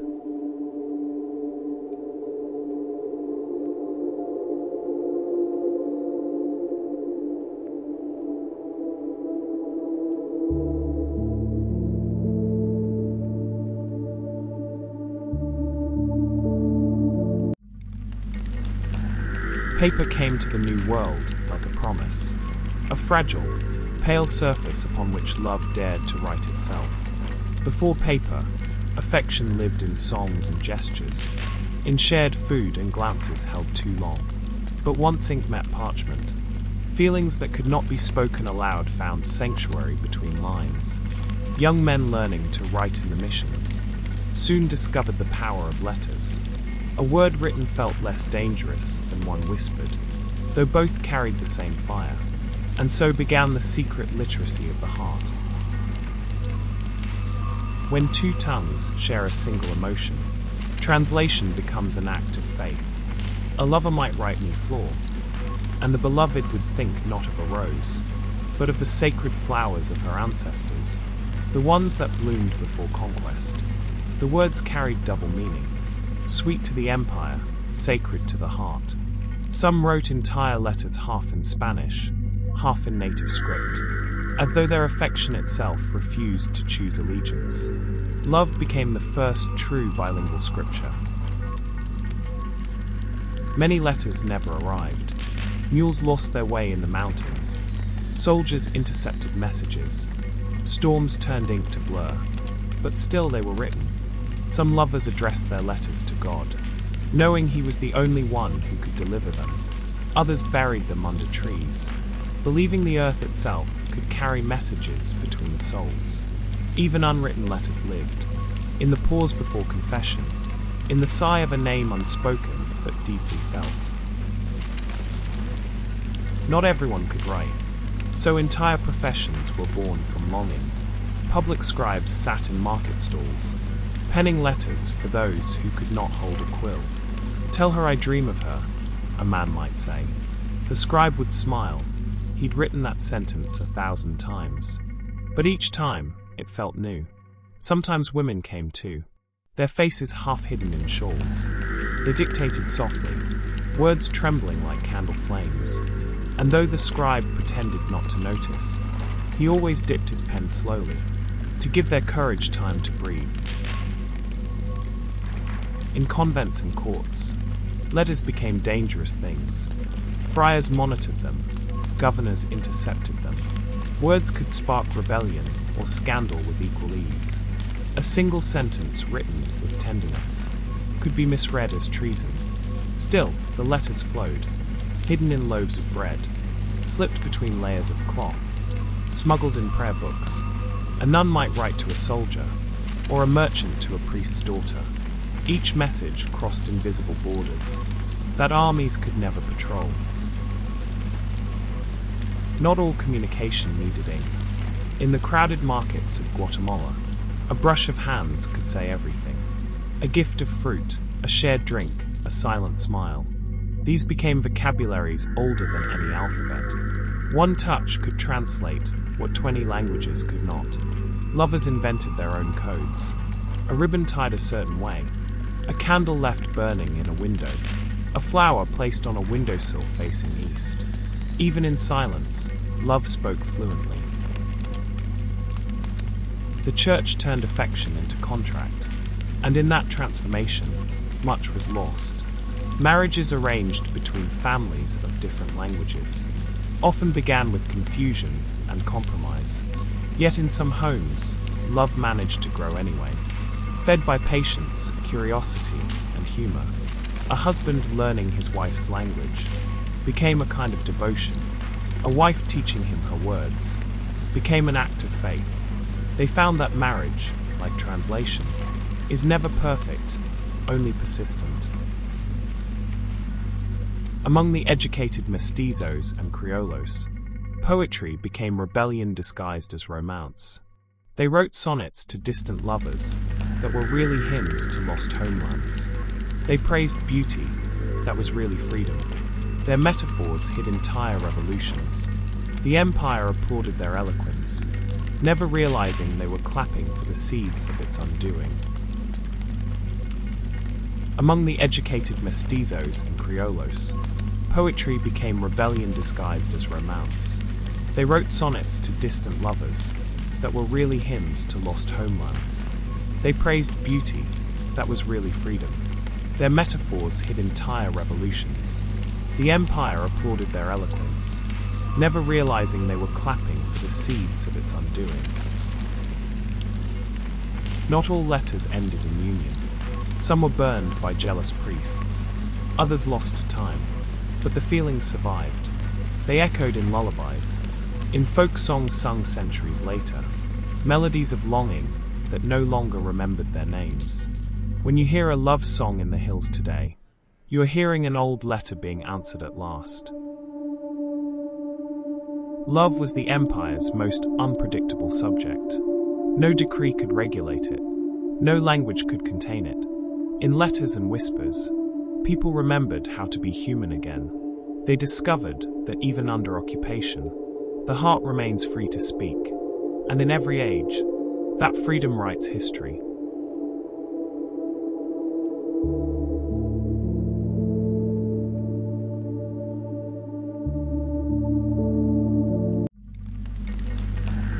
Before sunrise, the villagers stir.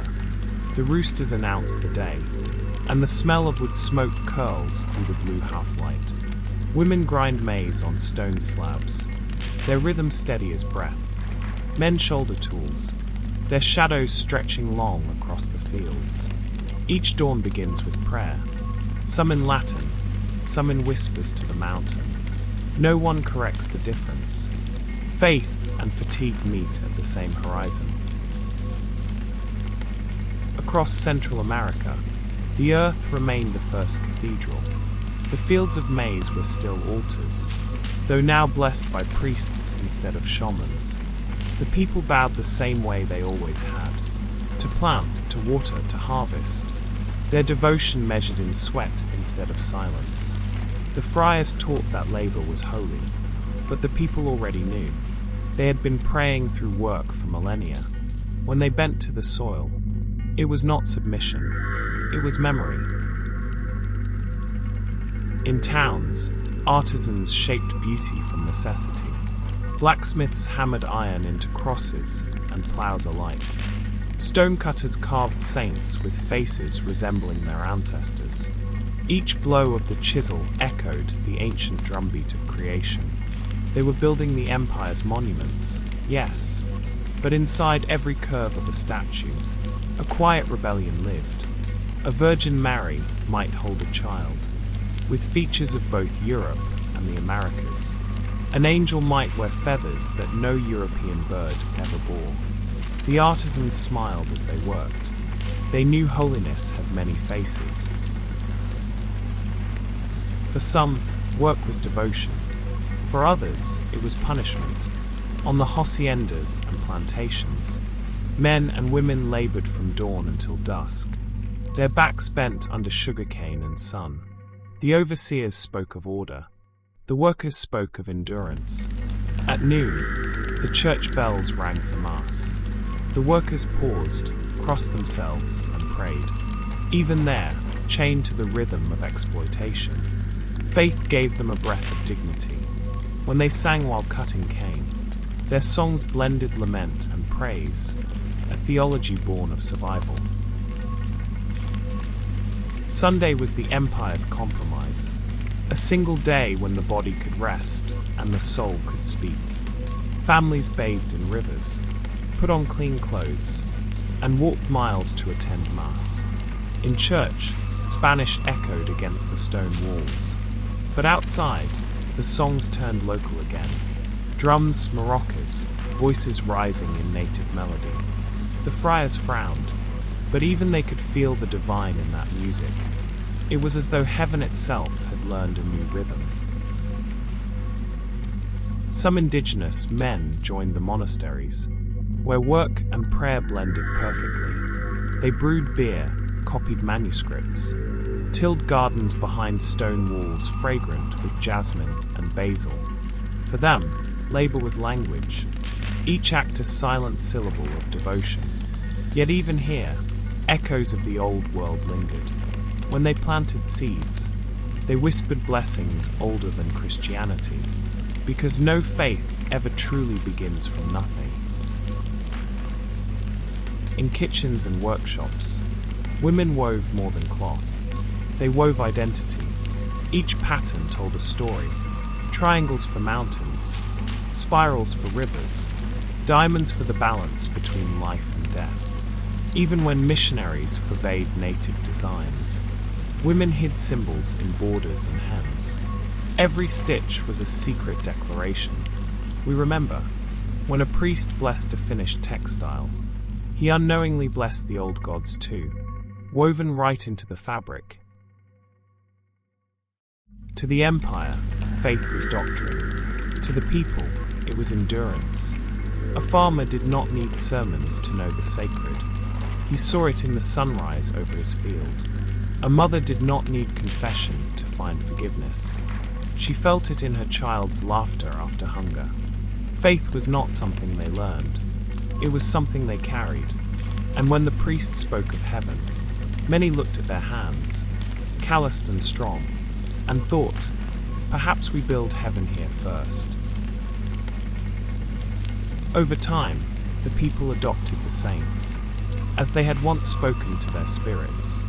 San Isidro, patron of farmers, became almost one of them, a brother of the plough, a friend in the rain, when prayers to the Virgin Mary mixed with songs of the Corn Mother. No one was surprised. They simply said the land was generous, and so was faith. Work and worship were never separate things. Both demanded rhythm, humility, and endurance. In the fields, in the markets, in the kitchens, the divine was not distant. It lived in the effort, in the lifting, the carving, the planting, the praying. The empire built its churches on stone, but the people built theirs in motion, in labor, in music, in love.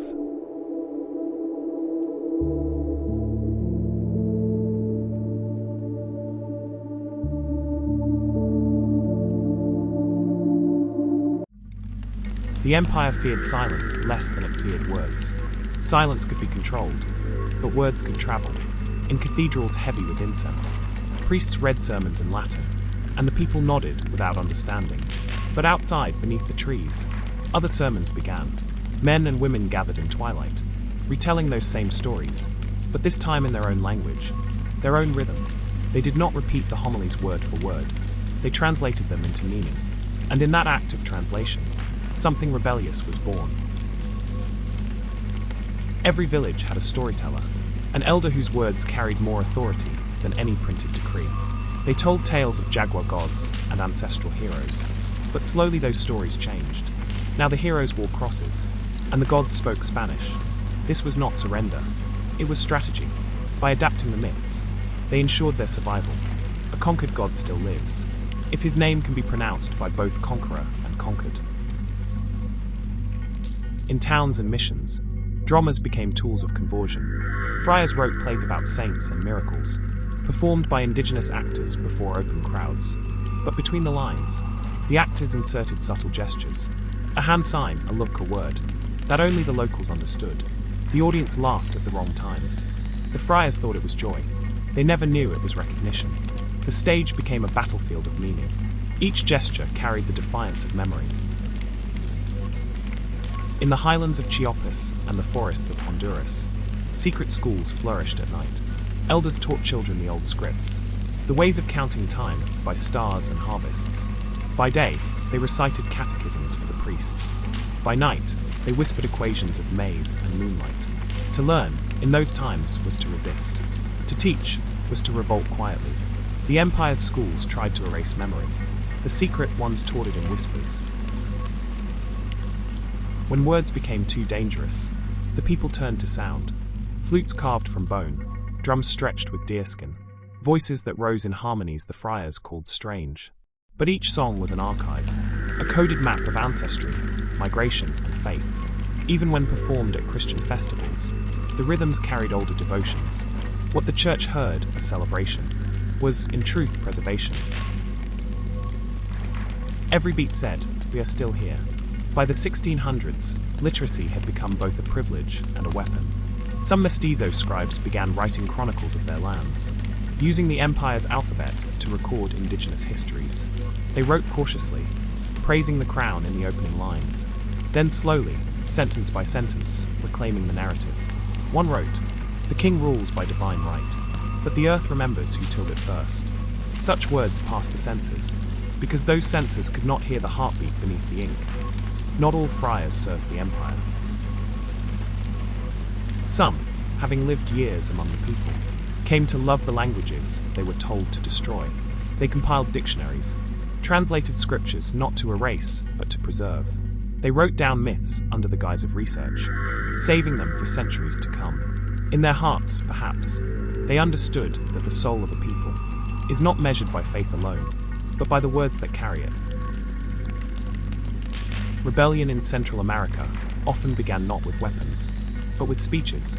A man would stand in the plaza, his voice trembling but sure, and remind his neighbors that their labor built the city they could not enter. A woman would chant prayers for rain. That doubled as calls for justice. The Spanish officials would hear only devotion, but the people heard defiance disguised as faith. The tongue was sharper than any blade. Even naming was resistance.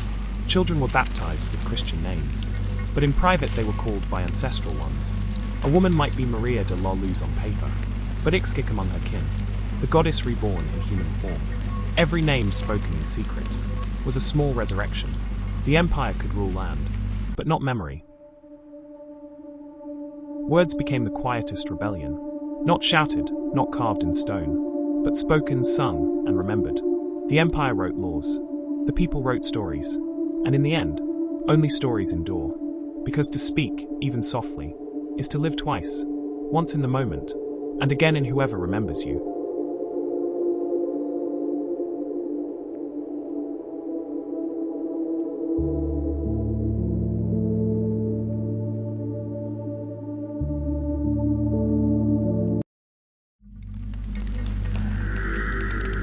The empire is gone, but its shadows still stretch long across the valleys.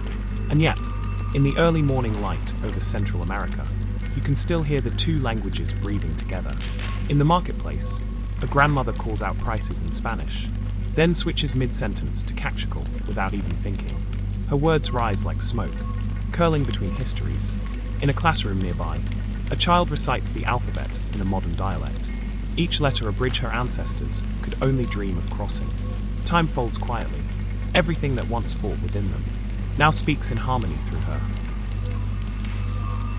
The people of Central America inherited more than borders or flags. They inherited balance. From the conqueror, they took architecture. From the conquered, resilience. From faith, they drew hope. From suffering, empathy. They carry contradiction not as burden, but as strength. Proof that identity is not a single flame, but a constellation.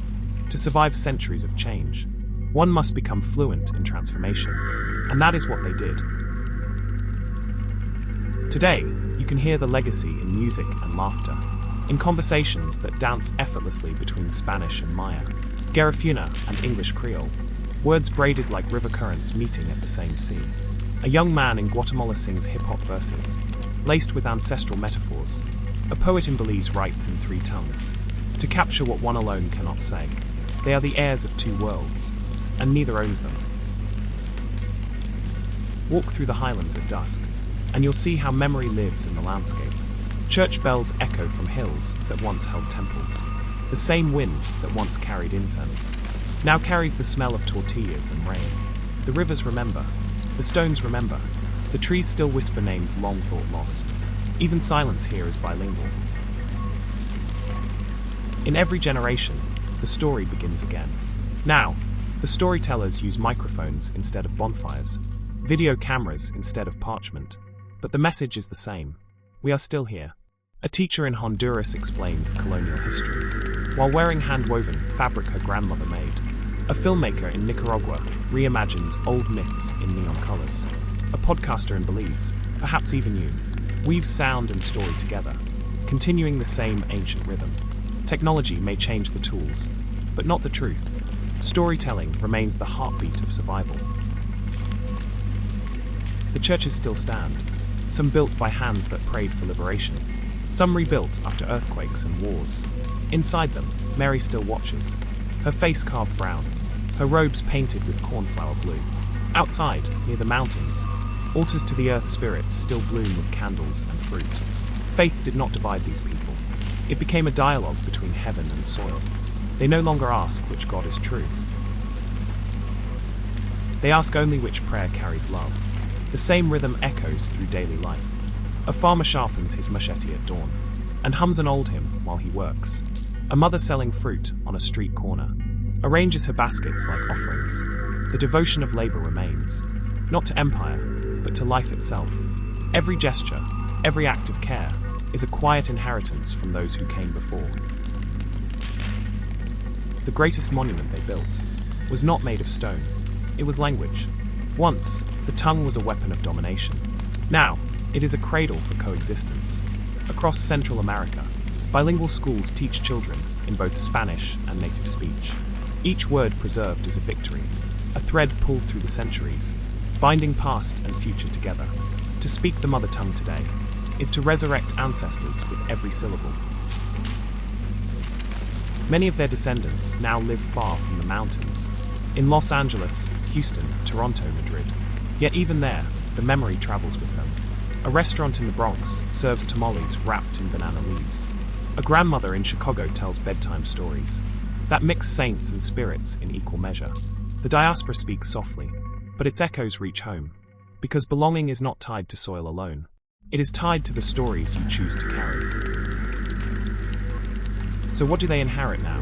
These children of 2 languages, of sun and storm, of prayer and protest? They inherit courage. They inherit contradiction. They inherit the quiet knowing that survival itself is sacred. The world around them changes. New empires rise. New names are given to old struggles. But the lesson remains. Identity is not what divides. It is what connects. When you mix water from 2 rivers, you do not weaken either. You create a current strong enough to move mountains. And so we close this story, but only in words, not in meaning, because the inheritance continues. Every time a child laughs in 2 languages, every time a farmer sings to his crop, every time a poet writes the name of their ancestor in a new script, the story begins again. The tongues of conquest became the tongues of creation. The hearts once divided became one heartbeat. You are part of that inheritance now, a listener carrying memory forward in silence and wonder.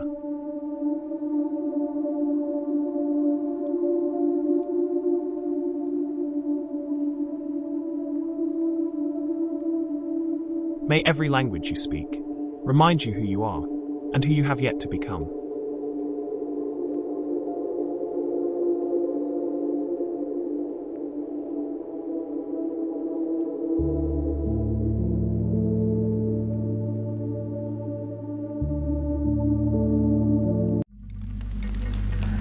Every empire ends in silence first, not with thunder, not with glory, but with a long, exhausted sigh.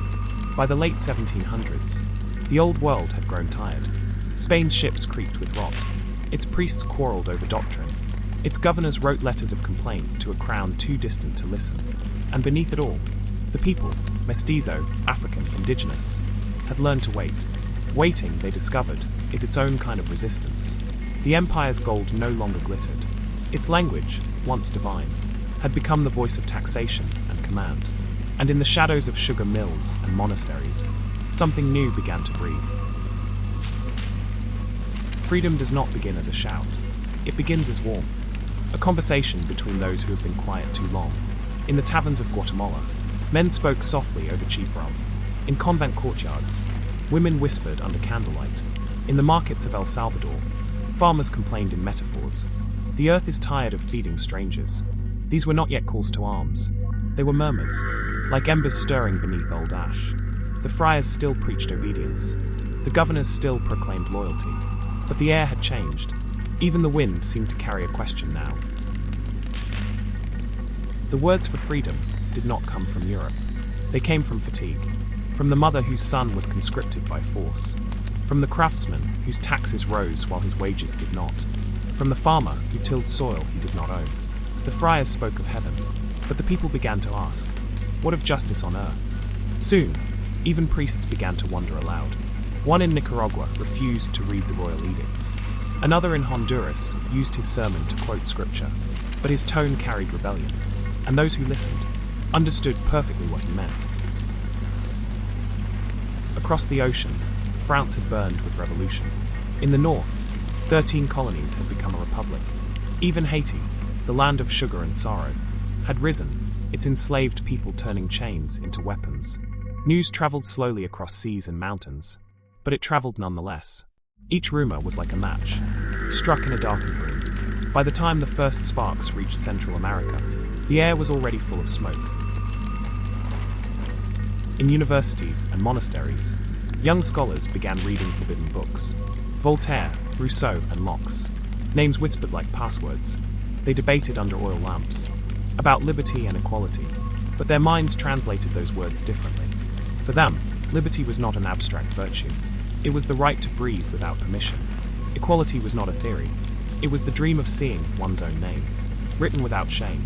They wrote essays that read like prayers, and prayers that sounded like manifestos. Far from the cities, the farmers spoke their own gospel of freedom. It had no philosophers, no printing press, only memory.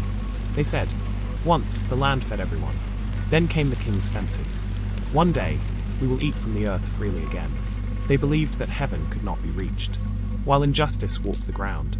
And so, they prayed with machetes beside their altars, not for blood, but for balance. In kitchens, the women saw change coming first. They read it in the faces of men who came home late, smelling of meetings and fear. They kept secrets without needing to ask for them. They cooked for conspirators, delivered messages folded into bread, hid banned pamphlets in baskets of fruit. The empire never suspected them. But every revolution is born from hands like theirs. Quiet, capable, invisible. Painters, musicians, and poets became the unknowing prophets of rebellion. A painter in Leon gave an angel brown skin. A guitarist in Comayagua sang a song about lost brothers. But the crowd heard freedom in every note. A poet in San Salvador wrote a verse that ended, "The sun belongs to all who see it." No one could arrest a sunrise. Art spoke what politics could not, and the people listened. By the early 1800s, the whispers had become a language of their own. Farmers talked of rights. Students talked of republics. Even priests spoke of equality before God and crown alike. The empire's agents dismissed it all as foolish talk. But talk, when shared, becomes rhythm, and rhythm, when repeated, becomes song. Soon, entire towns were humming the same tune, a melody made of hope, anger, and exhaustion. The fire was learning to sing. In 1810, the winds changed for good. Across the Americas, independence banners began to rise.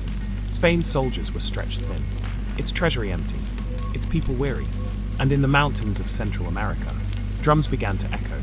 Not yet war drums, just the pulse of possibility. The sky itself seemed brighter that year, as though the sun had decided to watch what would happen next. Empires fall not because of swords, but because of stories that outgrow them. Every whisper, every prayer, every song was an ember waiting for wind. And when it came, from the hills, from the churches, from the markets, the fire that learned to sing rose from the ashes of obedience.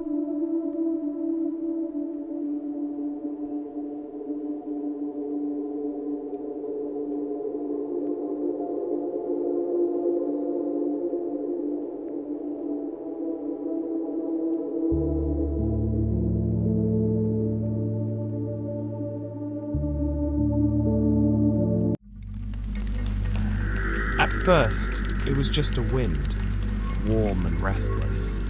It carried no banners, no orders, only rumor. They said in Mexico the cry of freedom had been heard. They said priests were preaching not obedience but justice. They said even the stars looked brighter above the mountains. And in the villages of Guatemala, Honduras, El Salvador, men and women felt their hearts answer like dry wood catching spark. The empire had taught them to pray for mercy. Now they began to pray for dignity. It is a strange thing when the cross and the torch share a hand. Father Jose Matias Delgado in San Salvador rang the church bells not for mass, but for rebellion. He called his people to the plaza, raising his voice above the clanging. God made us free. Let no man say otherwise. The crowd answered in 100 dialects. Faith became fire. The empire's own pulpit had become its undoing. In the countryside, farmers turned machetes into symbols. They were still tools, for harvest, for survival, but also for hope. They gathered under the pretense of feasts, then spoke quietly of liberty. They did not speak of kings or constitutions. They spoke of bread, land, and the right to rest when the sun set. When their children asked why the men met in secret, the mothers answered, to teach the earth to breathe again. Guatemala City shuddered first, not with gunfire, but with noise. Bells rang out of sync. Markets closed without orders. The streets filled with faces that no longer feared the cathedral's shadow. Students painted signs overnight, their ink a mixture of tar and wine. Merchants locked their shops in solidarity. Even some soldiers looked away when they passed the crowds. The flame had left the hearth and found the streets. Every movement finds its melody. This one sounded like a drum made from a hollow tree and hope. Women beat rhythms on pots and pans while men marched. Children sang words they barely understood. But the sound was enough. Songs traveled faster than bullets. In a single month, from Antigua to Leon, one chorus echoed, El sol y es de todos, the sun belongs to all. Not everyone welcomed the fire. For some, freedom meant uncertainty, and uncertainty felt like hunger. Older men remembered wars and famine. Women worried for their sons. A few nobles sympathized but hesitated. They had too much to lose, and too much guilt to ignore. Even among rebels, there was doubt. What if we replace one master with another? Someone asked. The answer came not in words, but in the steady beat of marching feet. By 1821, the rumors became real. Meetings in Mexico City, whispers in Guatemala, echoes in Nicaragua. Petitions circulated, then declarations. And finally, a single sentence that changed the continent. Central America is free. No guns fired that day. No crowns fell dramatically to the ground. Just papers signed and hands shaking, and the sound of bells that rang not for empire, but for dawn. The people cried, laughed, and prayed in the same breath. The fire had become light. Freedom is a beginning, not a gift. When the Spanish left, the land remained divided. The plantations did not vanish. The poor did not suddenly eat better. But the air was different. People stood straighter. Children looked at maps and saw possibility. For the first time in centuries, the future belonged to no one and everyone at once. Freedom did not arrive as a triumph. It arrived as a tremor, small, human, fragile. But even a small flame, once shared, cannot be extinguished. It learns to move, to sing, to survive. And in every generation after, that song would rise again whenever the powerful forgot that the sun still belongs to all.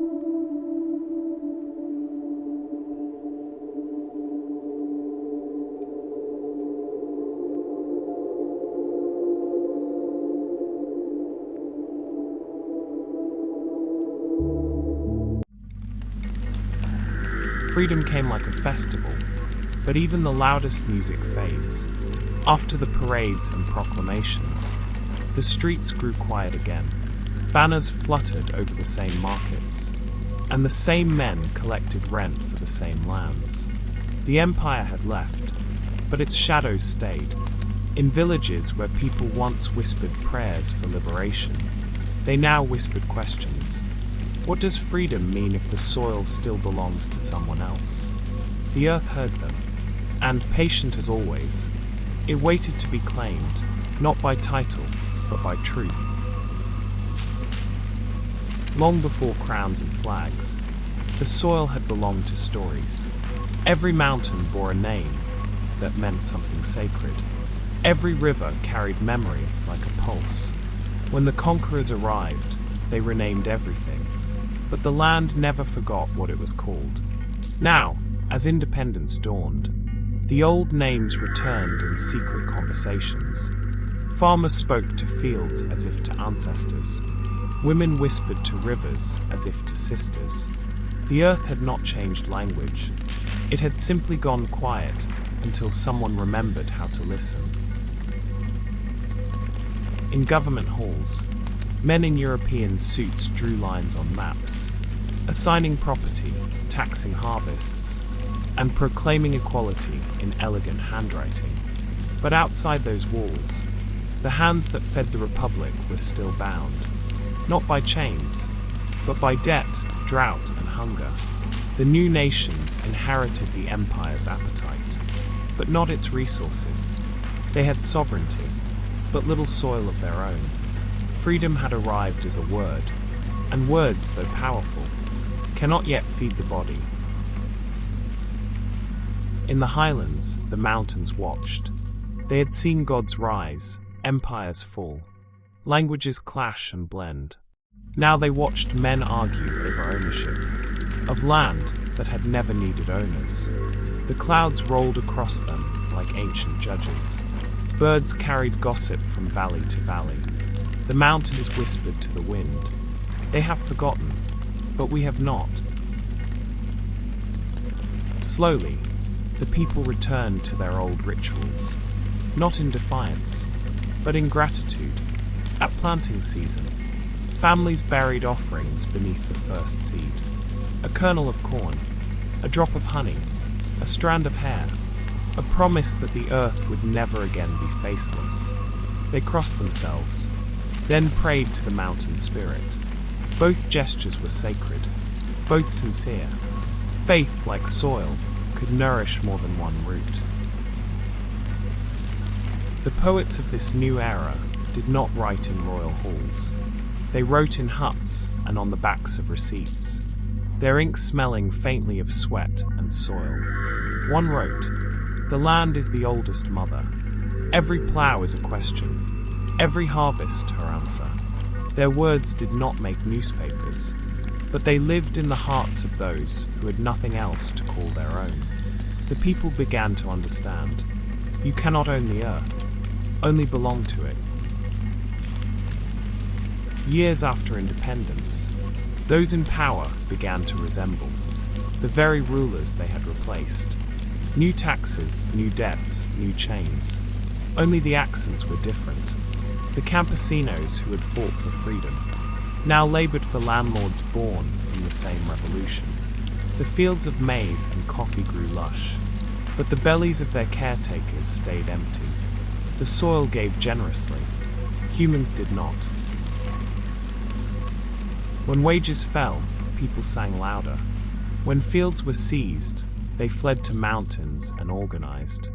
When soldiers came, the farmers hid the seeds, because as long as seeds remain, so does hope. The land became teacher again. It showed them that rebirth requires burial. Every fallen crop became compost for the next. Every fallen dream, the seed of another. The earth remembers everything. Names, footsteps, even silence. It cannot read laws, but it knows justice when it feels it under rain. Nations may change their flags, but the soil only recognizes hands. And so, in every generation, the people must learn again that freedom is not written, it is grown.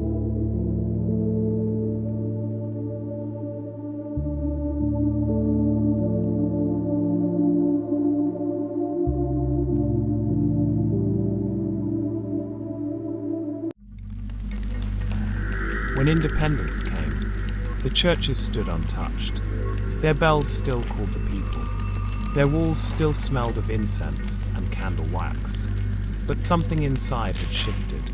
The priests no longer spoke for kings. The people no longer bowed from fear. The prayers remained the same, but the meanings changed. Where once the cross meant conquest, now it meant endurance. The people carried it differently, not as a burden, but as a banner. In small mountain chapels, where sunlight broke through crack-stained glass, villagers gathered with their own saints, some carved from wood, some made of clay, some found in dreams. They wore crowns of corn husks, and robes embroidered with volcanoes and rivers. When the priests asked their names, the people only smiled. They are ours, they said. Faith had become personal again. It belonged not to Rome or Madrid, but to the soil and sky of home. The friars once forbade the drum. They said its rhythm summoned pagan spirits. But the people knew better. It summoned memory. It summoned breath. It summoned unity. Now, after independence, the drums returned to the church courtyards.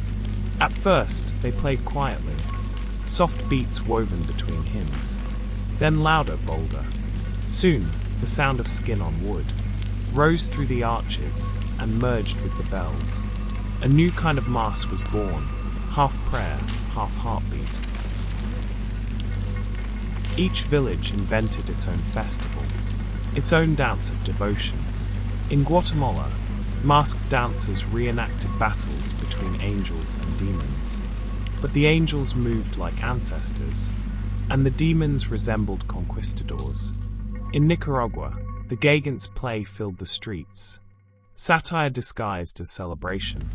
A clown mocked colonial officials in front of their portraits, and the crowd roared with laughter.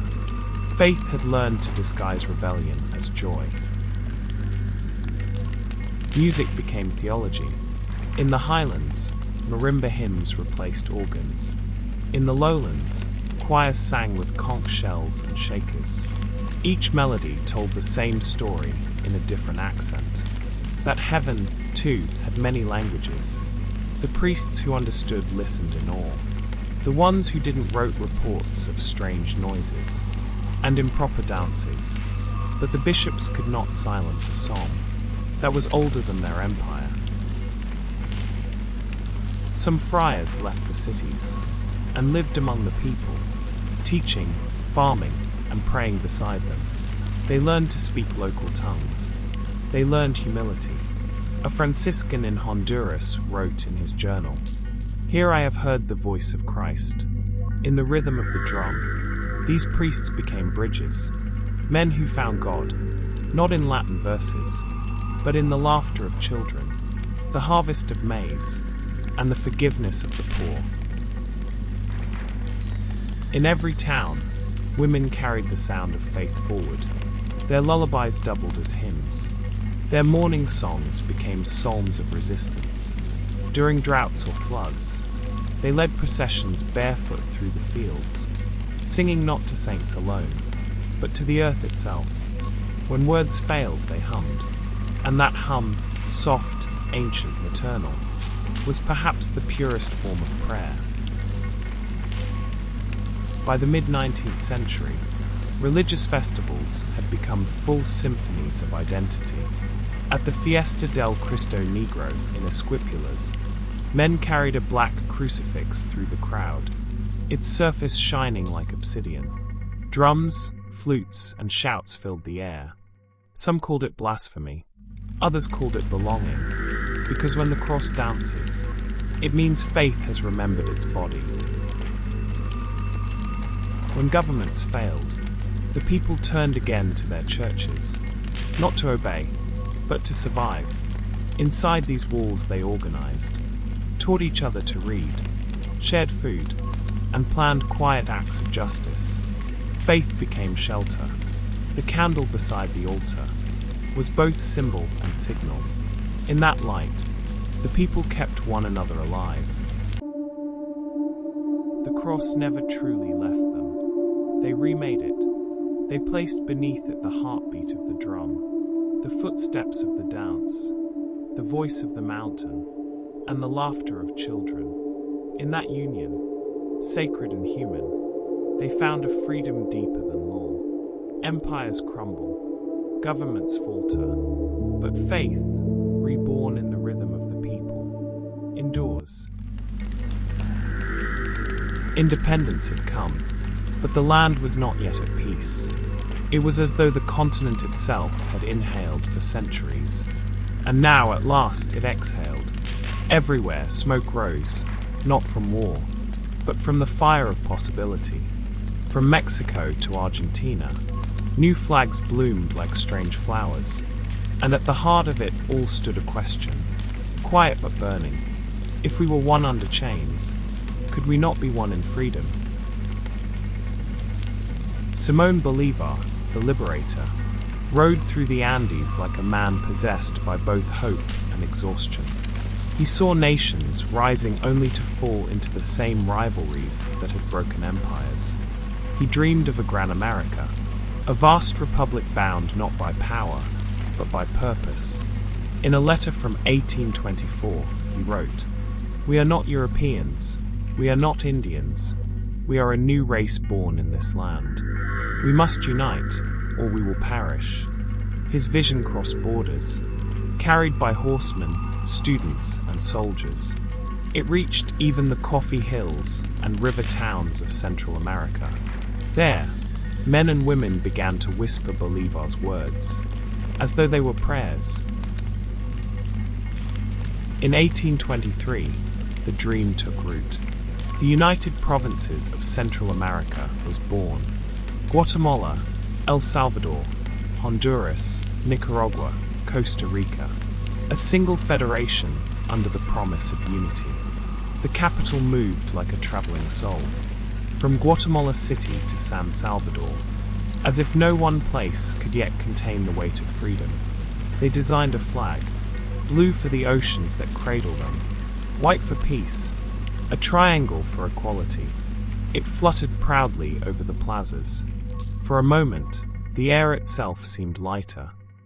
But the ghosts of the old world were not done. Spain had left soldiers behind in memory and in custom. The church still held power. The wealthy feared losing land. And the generals, so used to command, could not all agree to share it. Whispers turned to rivalries. Rivalries to accusations. Accusations to armies. The same flags that once stood together, now waved in opposition. It was as if every victory had summoned its own haunting. And then came Francisco Morazon, a Honduran general with eyes like stormlight, and a voice that carried both conviction and sadness. He believed in schools, free press, and a secular state. He spoke not of conquest, but of learning. He dreamed of a Central America, where a farmer's child could one day become president. For a time, he succeeded. He rode through battlefields preaching unity like gospel, winning hearts and territories alike. But unity, fragile as glass, shattered under the weight of ambition and fear. The provinces began to break away, each one calling itself sovereign, each one losing something sacred in the process. Morazon fought not just armies, but amnesia, the forgetting of what freedom had meant. By 1840, the Federation was gone. Morazon fled to Costa Rica, still carrying his dream like a wounded child. He wrote letters pleading for reason, but few listened. When he was finally captured and executed, his last words were simple: "My blood will bring unity." The ground drank those words. And perhaps, in time, they became roots. The new republics rose like siblings estranged. Each built its own government, its own myths, its own hymns. Each called the others brothers in speeches, but competitors in trade. Borders hardened, customs diverged, and yet, the people remained bound by invisible threads: language, faith, and the quiet ache of shared history. The ghost smiled. They had seen this before. Even in division, the dream of unity survived, not in parliaments, but in hearts. Farmers who traded across borders spoke the same tongue. Families migrated, carrying recipes, songs, and prayers that ignored the lines drawn on maps. Poets still invoked Bolivar and Morazon, as if they might return someday, riding from the mountains with the dawn. And maybe, in a way, they did. Every time two strangers from different lands recognized each other's struggle and called it their own. Some nights, old soldiers claimed to see figures standing in the fog, Bolivar with his tired horse, Morazon with his torn flag. They said the ghosts spoke softly, not of regret, but of endurance. Dreams do not die when the dreamers fall. One voice murmured. They changed their form, from banners to songs, from nations to people. The listeners would weep, and by morning returned to their fields, but they carried that whisper in their work. The liberators gave their lives for a dream too vast for their time, but they left behind something larger than any map, a shared memory, a pulse that still moves beneath the soil of 5 flags. And though borders rose, and nations drifted, the people of Central America never stopped feeling like fragments of the same heart. Somewhere in that rhythm, the ghosts still march, not in mourning, but in melody.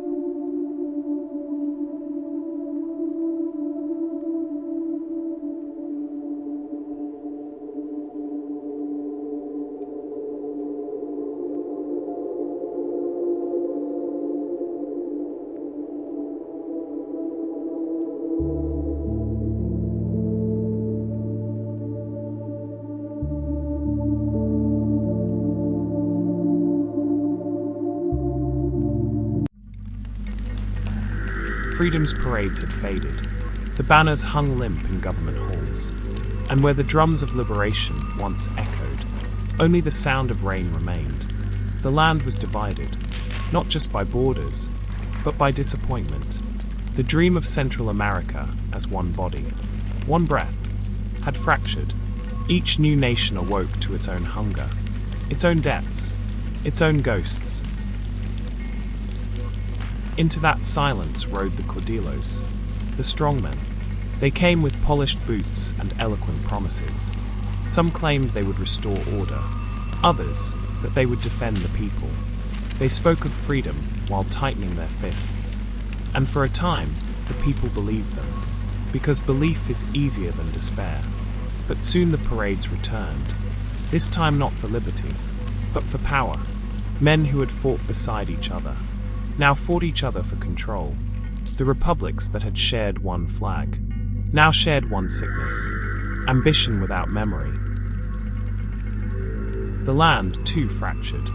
The great estates, once owned by colonizers, fell into the hands of a new elite. Coffee replaced corn. Profit replaced sustenance. Fields once tilled by families became territories of export. The same soil that had fed their ancestors was now fenced and priced.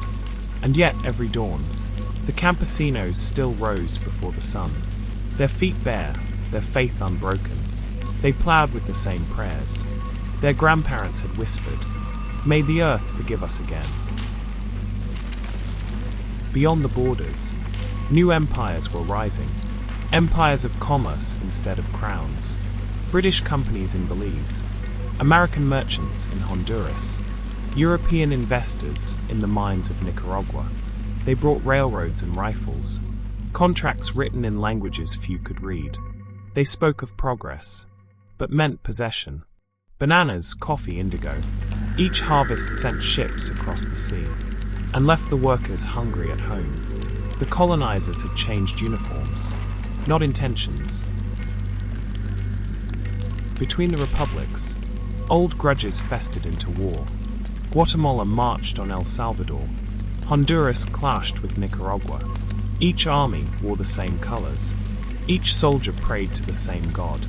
Each believed he was defending freedom. But the truth was crueler. They were fighting reflections of themselves. In those years, mothers in every nation buried sons beneath the same sky and whispered, "May this be the last." It was never the last. In villages surrounded by sugar fields, faith and labor intertwined again. The priests blessed the crops and prayed for the workers, but some also blessed the masters. The cross became a strange mirror. It reflected both comfort and complicity. Yet in the quiet corners, a new theology began to bloom. One that said Christ walked not with kings, but with the barefoot and the hungry. That whisper would one day grow into movements that shook nations. But for now, it was just a candle in a storm. The indigenous villages endured like stones beneath water. Empires had tried to drown them. The republics had tried to forget them. But still they harvested. Still they carved their gods from wood. Still they spoke to the mountains in their own tongues. The census might not count them. The government might not see them. But the earth did. The rivers did. And the wind that moved between volcanoes carried their names like music. They were not gone. They were patient. From the cafes of the cities to the cornfields of the countryside, a murmur began again, a tired, familiar song. Workers began to organize. Writers began to question. Teachers taught children not just letters, but dignity. In the marketplaces, women whispered, "We have carried nations on our backs. Perhaps it is time they carried us." It was slow, but it was growing, like roots moving beneath stone. Sometimes the people did not dream of freedom, only of rest. After centuries of war, hunger, and hope, the simplest wish was peace. But even peace was political. To rest, one needed land. And to have land, one needed justice. So rest became resistance. To stay, to plant, to endure. These were acts of defiance. Each meal shared, each song sung, each birth celebrated, was a small declaration. We are still here. The fracture lines that cut across Central America were not only on maps. They ran through hearts, through languages, through history itself. But cracks, too, let in light. And through those breaks, something unkillable kept growing. The will to remember, to resist, to rise again. After so many wars and storms, the people had little left, but they still had sound. Even in silence, they hummed. Even in exile, they sang. Music had survived every conqueror, every codillo, every hunger. It hid where no soldier could reach. In mothers' lullabies, in farmers' work songs, in the rhythm of feet on packed earth. The melody of survival had no composer. It was written by the pulse of the people. In the mountain towns of Honduras, children gathered in evening light, their voices rising over tin roofs. The choir had no instruments, only a drum made from a bucket, a flute carved from cane, and voices that cracked but never broke. They sang of maize and rain, of mothers who waited for letters that never came, of God seen not in heaven, but in the eyes of the poor.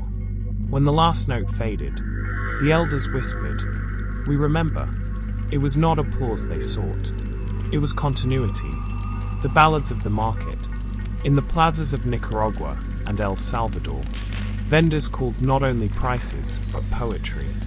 2 mangoes for joy, 1 avocado for luck. Between sales, they sang corridos, ballads of lost loves and fallen heroes. Each song was a newspaper for the illiterate, a history book for the forgotten. In one, a woman sang, "Morazon rides again through our fields. His horse drinks from our wells. His dream sleeps, but it breathes." The crowd smiled, some wept, and everyone bought an extra mango. In the 20th century, as new regimes rose and fell, the guitar became sharper than any sword. Artists like Mercedes, Luis, and Guillermo sang truth on broken strings. Their songs spread faster than leaflets, and could not be censored by guns. From one voice came a movement, from one melody, a nation's memory. They sang not for fame, but for survival, because to stay silent was to vanish. And when governments banned their records, people copied them by hand, note by note, turning resistance into rhythm. When words were dangerous, the people painted. Walls became books. Bridges became banners. Each color carried meaning. Red for blood, blue for sky, green for the hope of land returned. In the markets of Guatemala, murals appeared overnight. A woman holding a child and a torch. A field of corn growing from bones. A dove with one wing torn. No signature. No artist. Only message. We are still here. And in every sunrise that followed, someone repainted it. Because memory, like crops, must be tended daily. Storytelling, too, endured. In the countryside, old men sat beneath saber trees and told the young of spirits and saints, of jaguars that punished the greedy, of ancestors who disguised themselves as wind. Each story carried coded truths, a lesson in justice, a reminder of identity. Children listened wide-eyed, never realizing they were learning their people's philosophy, their unwritten constitution. The stories walked further than armies could march. Even the dances became statements. In Honduras, the Garifuna people danced with the ocean's rhythm. Hips like waves, drums like thunder. Every step was a sermon on survival. In Costa Rica and Belize, festivals mixed African, indigenous, and European steps. A choreography of coexistence. Colonizers had once used the whip to make people move. Now movement itself was rebellion. Every twirl said, "You did not erase us." When peace finally flickered into view, a new generation picked up the pen. They wrote not to glorify war, but to dignify survival. Their poems spoke of markets, kitchens, rain-soaked parades, children with mismatched shoes, the beauty of endurance. A Salvadoran poet wrote, "We have no marble statues, only corn stalks and scars, but both grow toward light." And in that line, a continent breathed again. Perhaps the most haunting music came from those who had lost the most. In Guatemala, the Madres de la Plaza marched with photographs of the disappeared. They sang hymns turned elegies, their voices trembling but unwavering. Their song had no melody, only grief turned into purpose. And slowly, their courage became contagious. Governments changed. Truth commissions opened. Names returned from the dark. The mothers did not sing for vengeance. They sang so memory could have a voice. Art saved what politics could not. It remembered what history tried to forget. From drum to brush, from poem to prayer, the people of Central America wove their suffering into sound. And in that weaving, they found healing. For in the end, a song is more than survival. It is proof that the spirit still dances, even when the world tries to silence the music.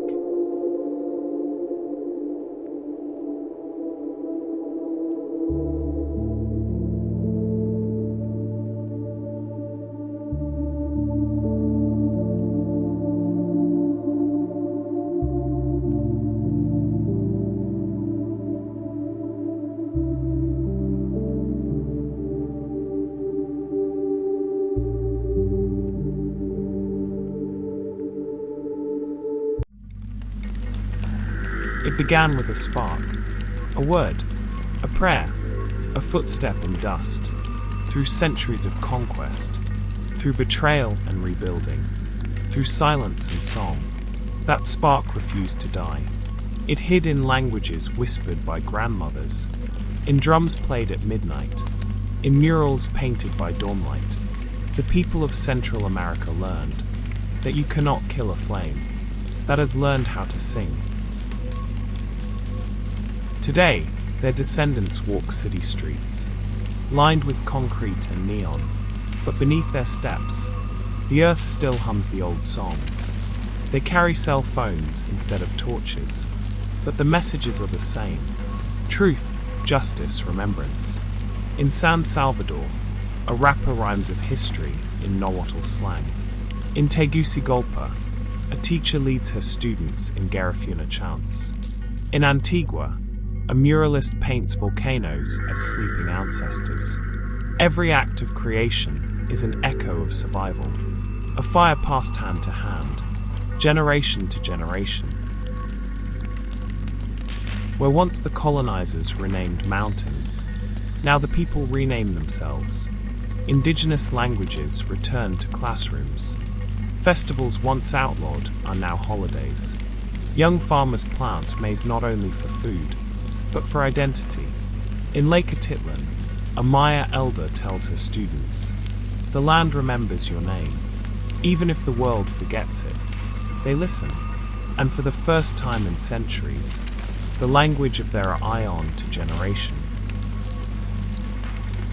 Modern faith has changed its robes, but not its rhythm.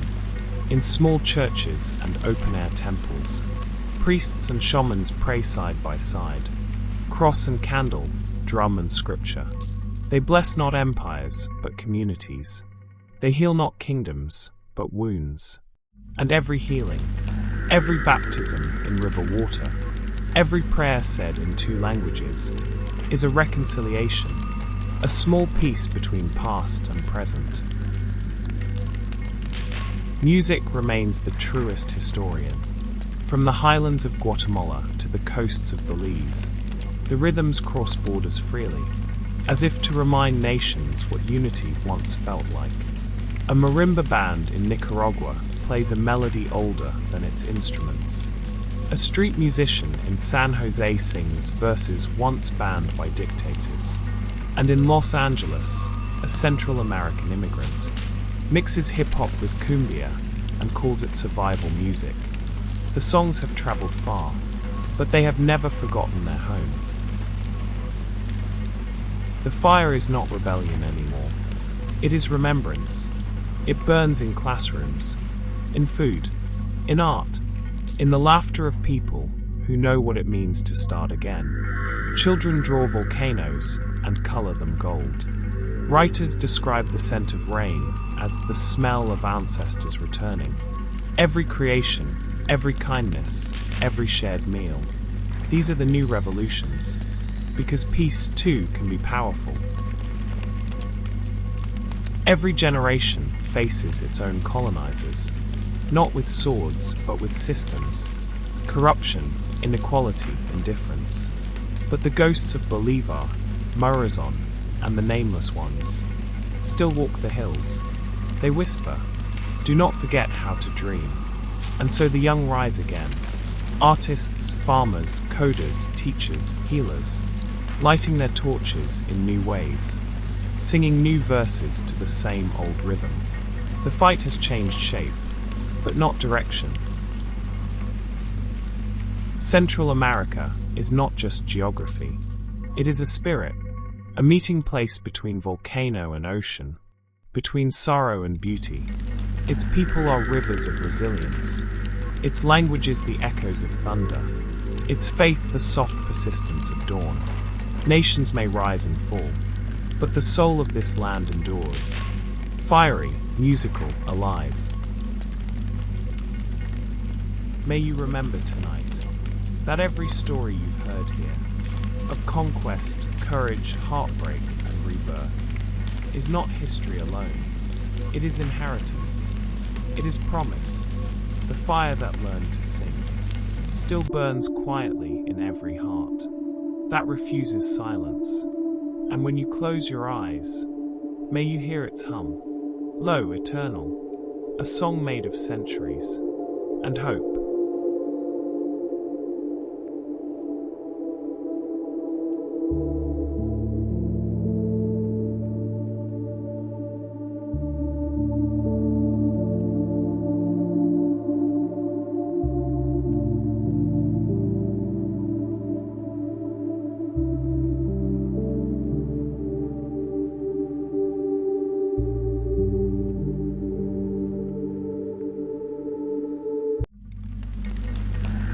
The 20th century did not arrive like a sunrise.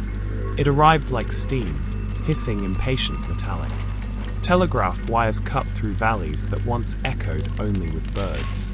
Ships carried machines instead of missionaries, and the dream of progress rolled on iron wheels.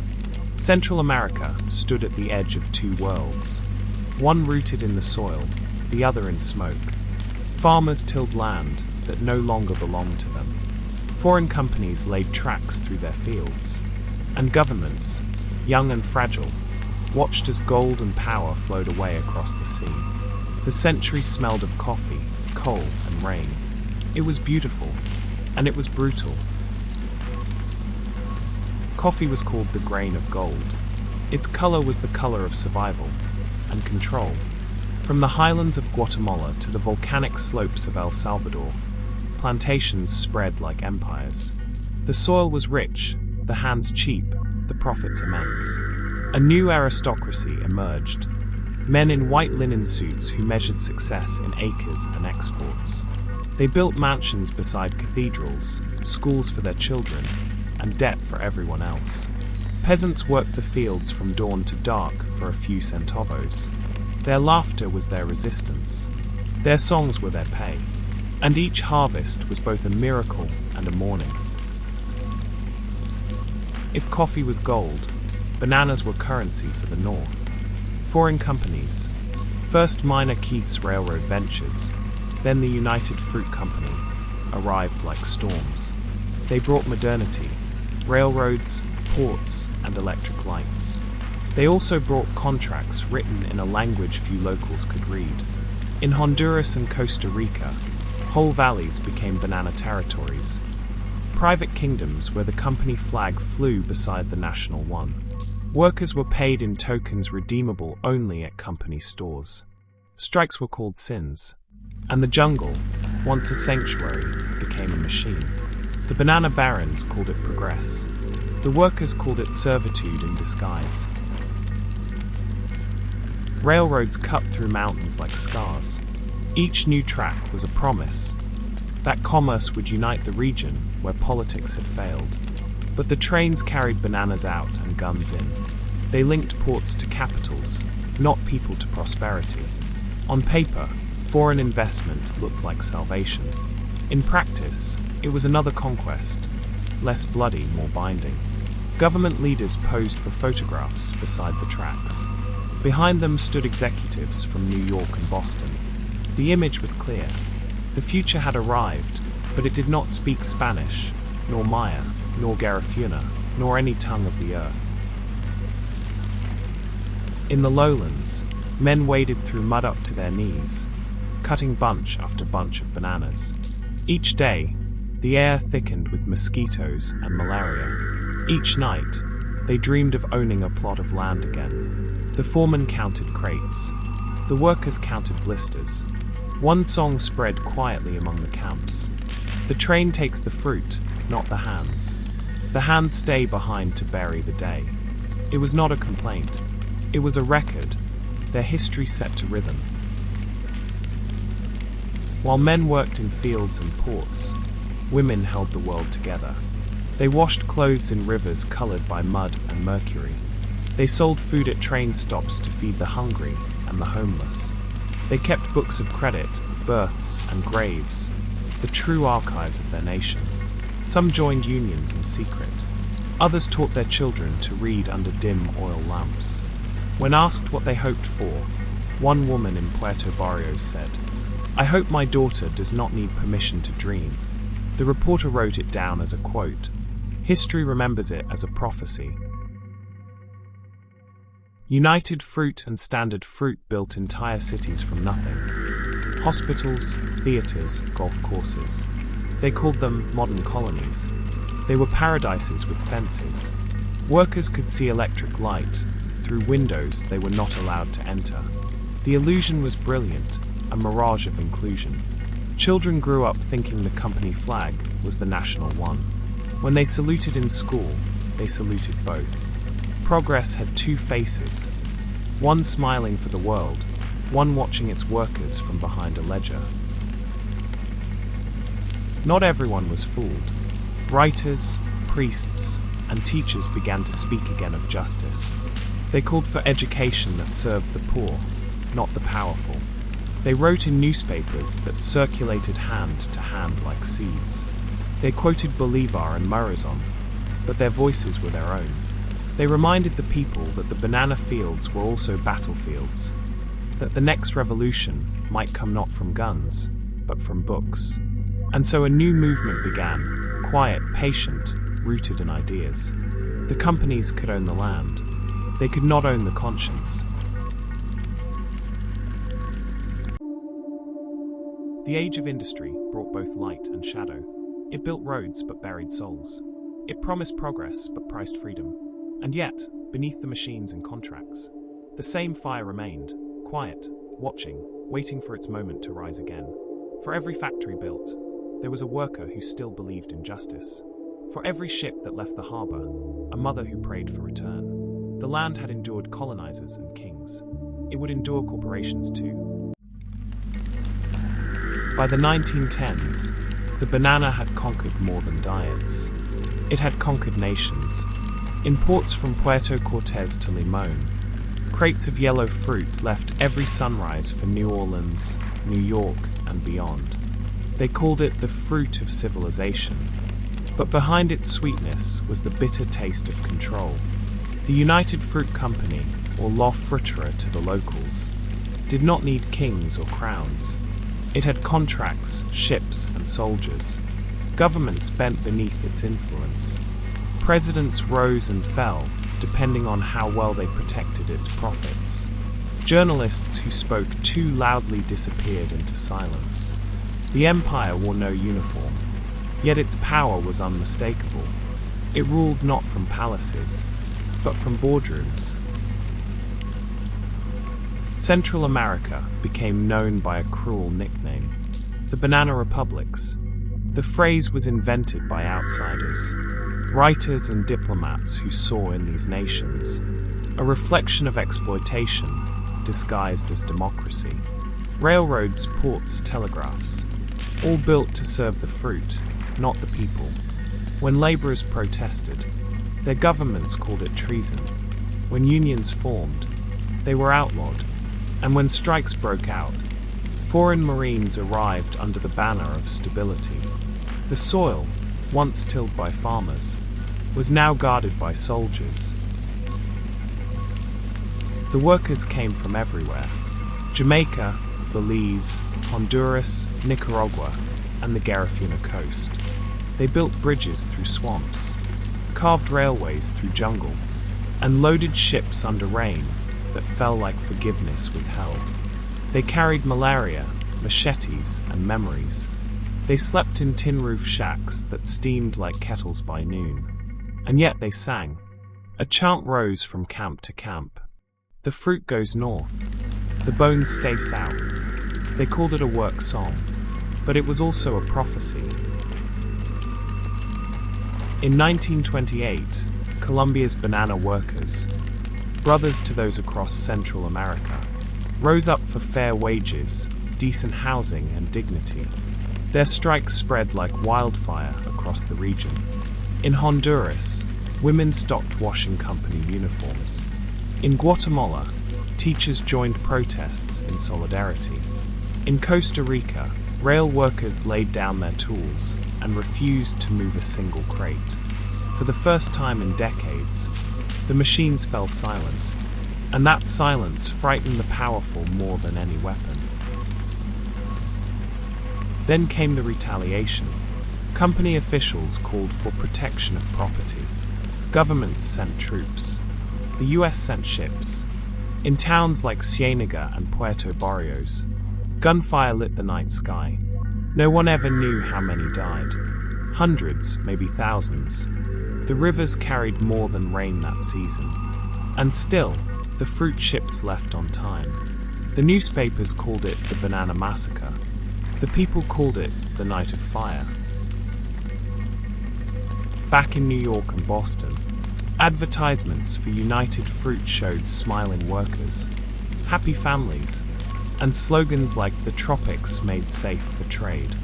Bananas became a symbol of health and modern living. Children in the US learned songs about them in school. Few imagined that behind every peel was a life uprooted. One cartoonist in El Salvador drew a banana tree with roots made of chains. It was banned, but copied by hand thousands of times. Art had once again become the underground press of truth. In Honduras, General Correas called himself the protector of progress. In Guatemala, Jorge Ubico built roads that led straight to company plantations. In Nicaragua, a man named Somoza began his long dynasty of control. All different names, but one melody: obedience to foreign profit. Their enemies were not communists or rebels. Their enemies were readers, dreamers, workers. Anyone who dared believe a nation belonged to its people. And so, prisons filled while ships kept sailing. The fruit ripened. The fire smoldered. But the conscience of the people never fully slept. Priests began preaching new sermons. That Christ was not in the palaces, but in the plantations. They called it theology of liberation. Poets, too, found their courage. They wrote verses that blended prayer and protest. They reminded the world that to eat the fruit was to taste the sweat of those unseen. One verse, written on the back of a pay stub, said, "The world eats our sweetness and leaves us the peel." That scrap of paper was passed hand to hand like scripture. By the 1930s, the United States had stationed troops in nearly every Central American port. They claimed it was to protect democracy. But democracy, like the fruit, was perishable. Every intervention left behind broken unions, buried leaders, and the unspoken lesson: freedom ends where profit begins. The workers called the Marines men of iron. The Marines called the workers agitators. Neither realized they were both pawns of something larger, a machine called empire. The banana wars ended not with treaties, but with exhaustion.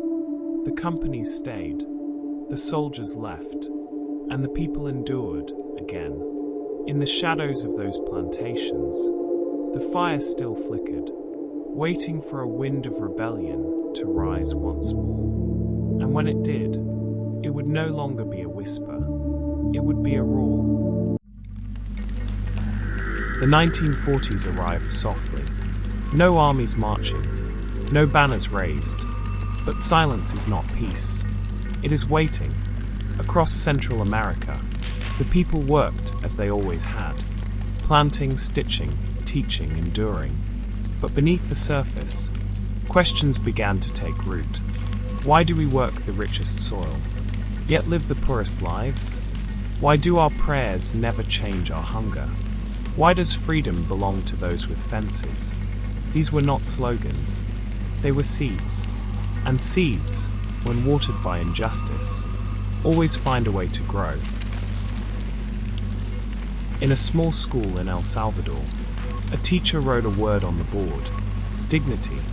The children copied it carefully, some without knowing its meaning, but feeling its weight. That same lesson unfolded in classrooms. From Guatemala to Nicaragua, teachers, often unpaid, often women, began to teach not just arithmetic, but awareness. They told their students, the alphabet is not for obedience, it is for truth. And in that moment, the classroom became more dangerous than any battlefield. In the countryside, the church still held power, but some priests began to wield it differently. They looked at their congregations, farmers, widows, laborers, and realized they were preaching to the crucified. They read scripture aloud, and then asked, who are the poor in spirit? Who are the meek who inherit the earth? And the people answered, we are. That answer shook the walls of the church. It was called liberation theology, the belief that salvation and justice are the same work. Faith had become rebellion again. In the cities, writers began to publish manifestos disguised as poetry. They spoke of liberty in metaphors, of justice in parables. Governments called it subversion. Publishers called it literature. In Guatemala, a poet was jailed for describing rain as freedom. In Honduras, a journalist vanished after writing about the harvest of the poor. But words are smoke. They slip through walls. They rise after every fire. Every banned book became legend. Every silenced writer became a saint of the tongue. The real revolution began in the fields. Union organizers came disguised as traders, teachers as travelers, and priests as friends. They carried not guns, but pamphlets, written in simple Spanish, sometimes in kitsch or Garifuna. They spoke of land reform, fair wages, and the right to exist without fear. The peasants listened quietly. Then one of them said, we do not need permission to be human. And with that, the fire found new fuel. In 1944, after decades of dictatorship, Guatemala erupted in what they called La Revolución de Octubre. Students, teachers, and workers poured into the streets with banners that read, education, labor, and dignity. For 10 years, the 10 years of spring, the country blossomed. Land was redistributed. Schools were built. Books were printed in indigenous languages. It was not perfect, but it was hope, alive and breathing. The peasants called it a miracle. The powerful called it a threat. And across the sea, the Empire of the North began to watch. In the 1950s, the Cold War swept across the world like a fever. To Washington, land reform smelled like communism. To corporations, justice looked like danger. When Guatemala's president, Jacobo Arbenz, tried to return unused plantation lands to the poor, the United Fruit Company called it theft. The CIA called it an emergency. And soon, planes filled the sky. In 1954, the revolution of books and seeds was crushed by bombs and propaganda. Freedom fell, again, not by sword, but by secrecy. But hope, once planted, cannot be bombed. Teachers fled across borders and began schools in refugee camps. Poets carried their verses folded inside shirts. Farmers hid seeds in the hems of their clothes and kept planting wherever they arrived. They had lost their homeland, but not their belief that one day justice would return like rain. By the 1960s, new words filled the air. Solidarity, liberation, compañero, pueblo. Each meant something larger than itself. Each was a way of saying us. The revolutions had not yet begun, but the language had. And language, once spoken by the hungry, never forgets its hunger. The seeds of revolt were not born in hatred. They were born in longing. They were watered by faith, fed by memory, and guarded by women who refused to give up. The teachers taught, the farmers listened, the poets dreamed, and together they began to imagine a Central America not of survival, but of justice. It began, as fire often does, in silence. A priest in El Salvador placed a Bible on the altar and said, "The word of God is not a cage. It is a call." In Guatemala's highlands, a schoolteacher refused to leave her village, even as soldiers burned homes around her. And in Nicaragua, a student wrote in chalk across a university wall, "Patria Libre o Morir, free homeland or die." The words glowed like embers in the dawn. Soon, the whole continent would feel their heat. We are in Nicaragua from the 1960s through the 70s. For decades, one family had ruled like kings. The Somozas, supported by US money, protected by their National Guard. They owned the land, the banks, and the news. They even owned the tragedy. When an earthquake leveled Managua in 1972, foreign aid filled their pockets, instead of rebuilding homes. But beneath the ruins, a movement grew, named after Augusto Cesar Sandino, the rebel who had fought US Marines in the 1930s. A new generation called themselves Sandinistas. They were poets, peasants, teachers, and dreamers with rifles. Their revolution was not just against a dictator, it was against despair itself. Not all priests blessed the throne. Many knelt beside the poor instead. Father Ernesto Cardinal built a monastery on an island in Lake Nicaragua, where faith and revolution shared bread. In El Salvador, Archbishop Oscar Romero began his sermons quietly, reading scripture about peace. But the people heard fire between the lines. When the government's death squads filled the rivers with bodies, Romero spoke from the pulpit. In the name of God, stop the repression. A week later, he was shot at the altar while saying Mass. The bullet silenced his voice, but not his message. Across Latin America, his name became a prayer. San Romero de America. While Nicaragua fought openly, Guatemala's war hid in the mountains. Indigenous villages were caught between two armies, the government that called them rebels, and the guerrillas who called them brothers. They built schools by day, and buried their dead by night. Entire towns disappeared into smoke. Over 200,000 lives were lost, most never recorded. And yet, even in the ashes, a woman would lift her child and whisper, "We will plant again." It was not hope, it was defiance. The revolutions were not only fought with bullets. Radio stations became weapons. Each side broadcast their truth across the frequencies.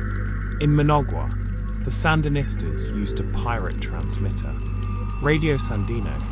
They played music, read poetry, and announced troop movements hidden in metaphors. The government jammed their signals, but static cannot silence spirit. The people tuned in anyway, listening in the dark, hearing freedom between the crackles. The revolution had no single face, but many of them were women. In Nicaragua, Dora Maria Tellez led fighters into battle and later helped rebuild the nation's health system. In El Salvador, mothers smuggled food and medicine through checkpoints, their babies strapped to their backs. In Guatemala, Myra, a midwife from Quiche, used her clinic to hide refugees. They fought, they nursed, they buried, they prayed. And when history asked who carried the revolution, the answer was simple: the women did. The North watched nervously. The Cold War saw no nuance, only sides. To Washington, every peasant uprising was a Soviet plot. To the rebels, every US intervention was proof of tyranny. Soon came the funding, the covert wars, the Contras, the intelligence reports stamped classified. Central America became a chessboard, and the people, the pawns who bled for every move. The same fruit ports that once shipped bananas now shipped weapons. In refugee camps, life continued as if defying extinction. Children learned to write their names in the dirt. Old men carved guitars from scrap wood. Women formed choirs that sang of return. They sang softly, so the guards would not hear, but the sound carried, beyond borders of fear. The song said only, "One day, we will go home." In 1979, the Sandinistas entered Managua. Crowds filled the streets with tears. Bells rang for days. It was the first revolution in decades to succeed, and for a brief, golden moment, the fire seemed to triumph. But revolutions burn everything, even themselves. Wars with the Contras, economic embargoes, political fractures, all turned victory into vigilance. The people had won a nation, but keeping it would be another battle.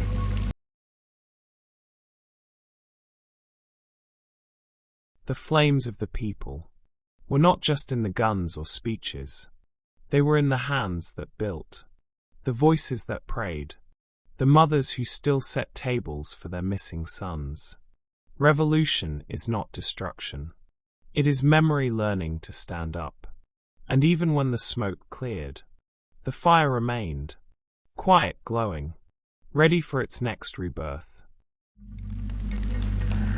After the fires faded, after the rifles rusted, after the slogans turned to whispers, came the leaving, trains crowded with families, buses packed with silence, boats crossing the Caribbean like drifting prayers.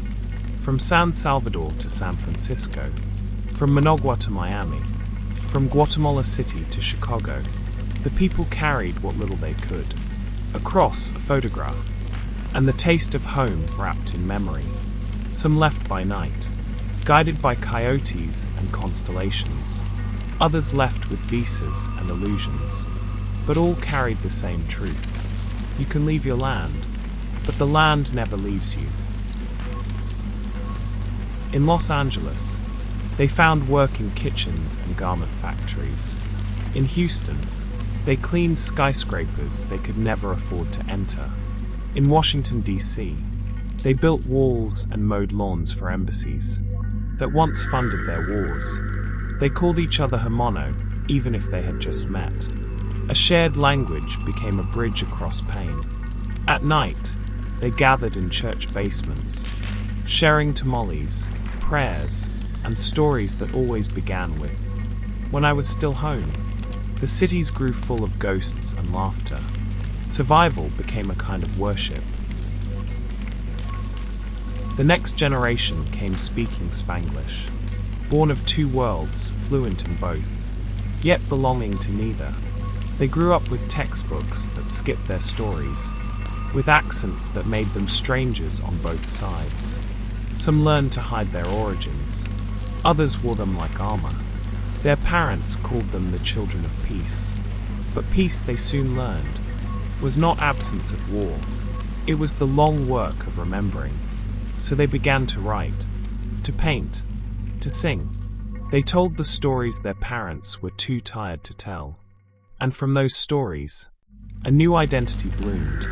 diaspora made of rhythm, memory, and resilience.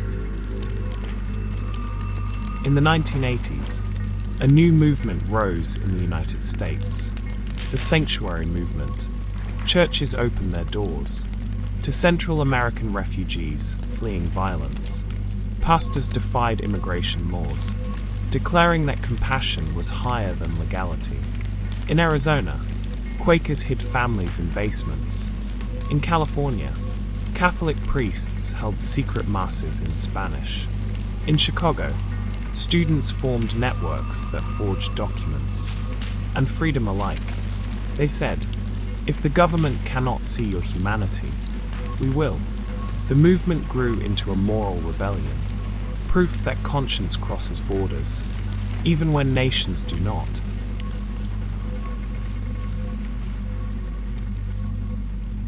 In exile, art became the language of healing. Musicians carried marimbas into nightclubs.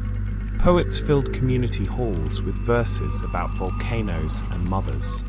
Murals appeared on concrete walls, depicting mountains, saints, and the faces of those left behind. In Los Angeles, a street in Pico Union was painted, with the words, Central America Vive, Central America Lives. That was not graffiti, that was resurrection. Back home, the postal service was slow, but hope traveled faster. Every month, remittances crossed the ocean, small payments that became lifelines.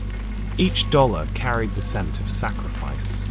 Overtime hours, missed birthdays, loneliness, and in return, letters arrived, written in faded ink. The mango tree is blooming again. The river is low this year. Your nephew started school. These were not just updates. They were proofs of existence, a way of saying, we are still here. While politicians debated asylum and borders, the diaspora built invisible bridges. They became interpreters, nurses, teachers, city workers, and small business owners. They translated not just languages, but lives. When strangers asked, "Where are you from?" they smiled and answered, "I am from a place that survived."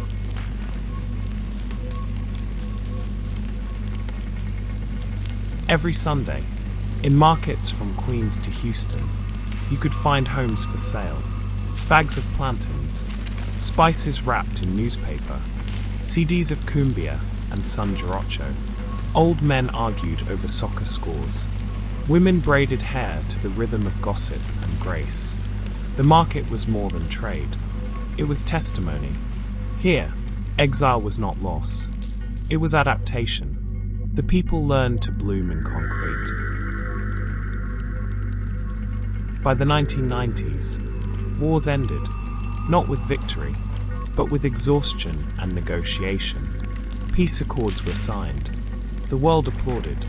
But for those who had fled, the return was not simple. Some came back to empty villages. Others returned as visitors, finding their childhood homes replaced by malls or memories. Yet even those who never returned kept the homeland alive, in food, in music, in lullabies whispered to American-born children.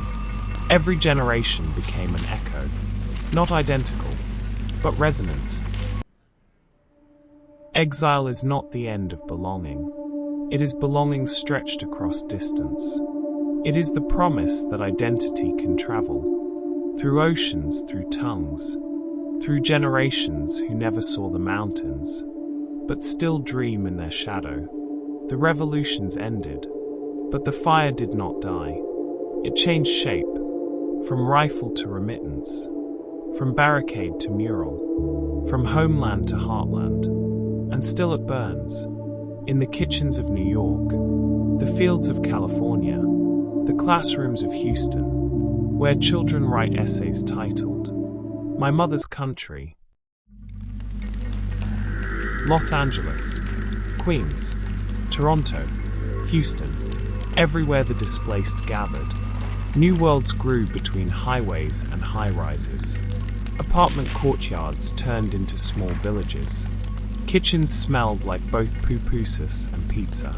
Children played soccer under streetlights that hummed like jungle insects. This was not the jungle of home, but it was still survival. Urban, improvised, alive. The people who once fled fire now built families within its glow. On government forms, they searched for themselves. White, black, Hispanic, other. None of the boxes said Central American. None said Garifuna, or Maya, or Mosquito. So they began writing in the margins. They filled the other box with words of defiance. I am Salvadoran. I am Guatemalan. I am Belizean, Honduran, and Nicaraguan. Identity, once forbidden by war, became a reenactment of resistance. The children of exile became the artists of remembrance. They painted murals of volcanoes rising over freeways. They mixed beats of marimba with hip-hop drums. They turned their grandparents' stories into films, poems, and podcasts. In Boyle Heights, a graffiti artist spray-painted the words, "No one leaves home unless home leaves them first." In Queens, a poet read verses about migration, while her mother wept in the front row. The art was no longer about the past. It was about presence, claiming space in a world that once erased them. By the 2000s, the diaspora began to enter politics. Community centers became campaign headquarters. Organizers translated ballots and held citizenship drives in church basements. They demanded rights for the undocumented, protection for refugees, and justice for deported veterans. Their slogans were echoes of older chants, but their tools were different. Social media, protest art, and the unshakable knowledge that they had already survived worse. They were the children of survivors. And that meant they were unstoppable. In universities, professors began teaching what textbooks ignored. Courses appeared: Central American Studies, Latin Identity, and Post-War Migration.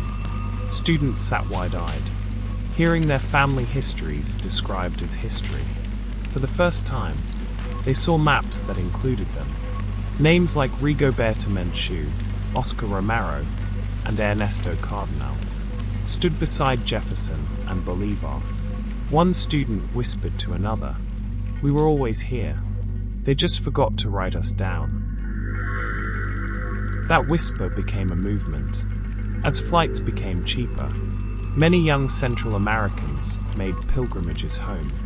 They visited grandparents they'd only known through video calls. They walked through villages rebuilt after war. They stood before murals of revolutionaries and realized they were not foreigners. They were continuity. The homeland welcomed them with both warmth and melancholy. "You speak different," the elders said, but smiled as they said it. These visits were not tourism. They were resurrection. But for many, the border never disappeared. The United States still detained migrants in cages. Asylum seekers were turned away or lost in paperwork. Children were separated from parents, in scenes that echoed the past like a curse. The diaspora watched, furious, heartbroken, resolved.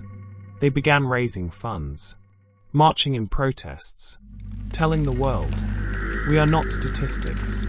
We are descendants of fire." Each rally was a prayer reborn as a demand. From New York to Belize City, Garifuna drums began to echo louder. Descendants of West African and indigenous Arawak peoples, they had carried rhythm across centuries of exile. Their songs blended sorrow and celebration, chanting in a language few outsiders understood. But the rhythm was universal. It said, "We survived slavery. We survived displacement. We will survive forgetting." Their music became a heartbeat. Their culture, living proof that identity is stronger than empire. The internet gave the diaspora a new homeland, a virtual isthmus of connection. Instagram pages chronicled forgotten uprisings.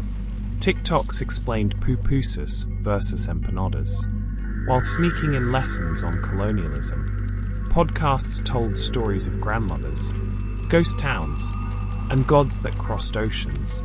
What radio once did for revolution, social media now does it for memory. The fire went online and spread faster than any border could contain. Imagine a young woman in Brooklyn. Her father fled El Salvador in 1983. She's editing a short film about migration, overlaying footage of buses and volcanoes. Her voice sang, "We are not just descendants of struggle. We are the living proof of resilience." That film goes viral. Students from Guatemala, Belize, and Nicaragua share it. Teachers play it in classrooms. And suddenly, a forgotten lineage becomes visible again. That's the new revolution. Not bullets, but visibility. Not nations, but networks. Not fear, but creation. The fire in the diaspora is not about nostalgia. It's about responsibility. It asks, what will you do with the history that survived inside you? The old revolutions fought for land. The new ones fight for meaning. And every poem, every protest, every act of remembrance is a small victory against erasure.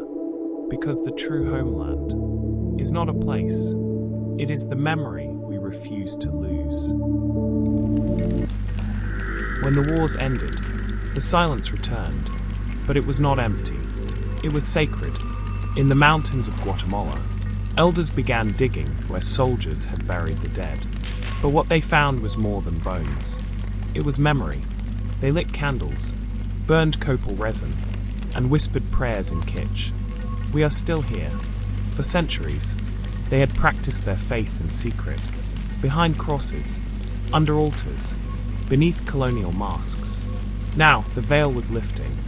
The ancestors were being called back, into the open air. Indigenous fire rituals had never vanished. They had gone underground, hidden behind Catholic saints, wrapped in rosaries and psalms. But in truth, the prayers were never to the conqueror's God. They were to the earth, to the rivers, to the stars that had guided migrations.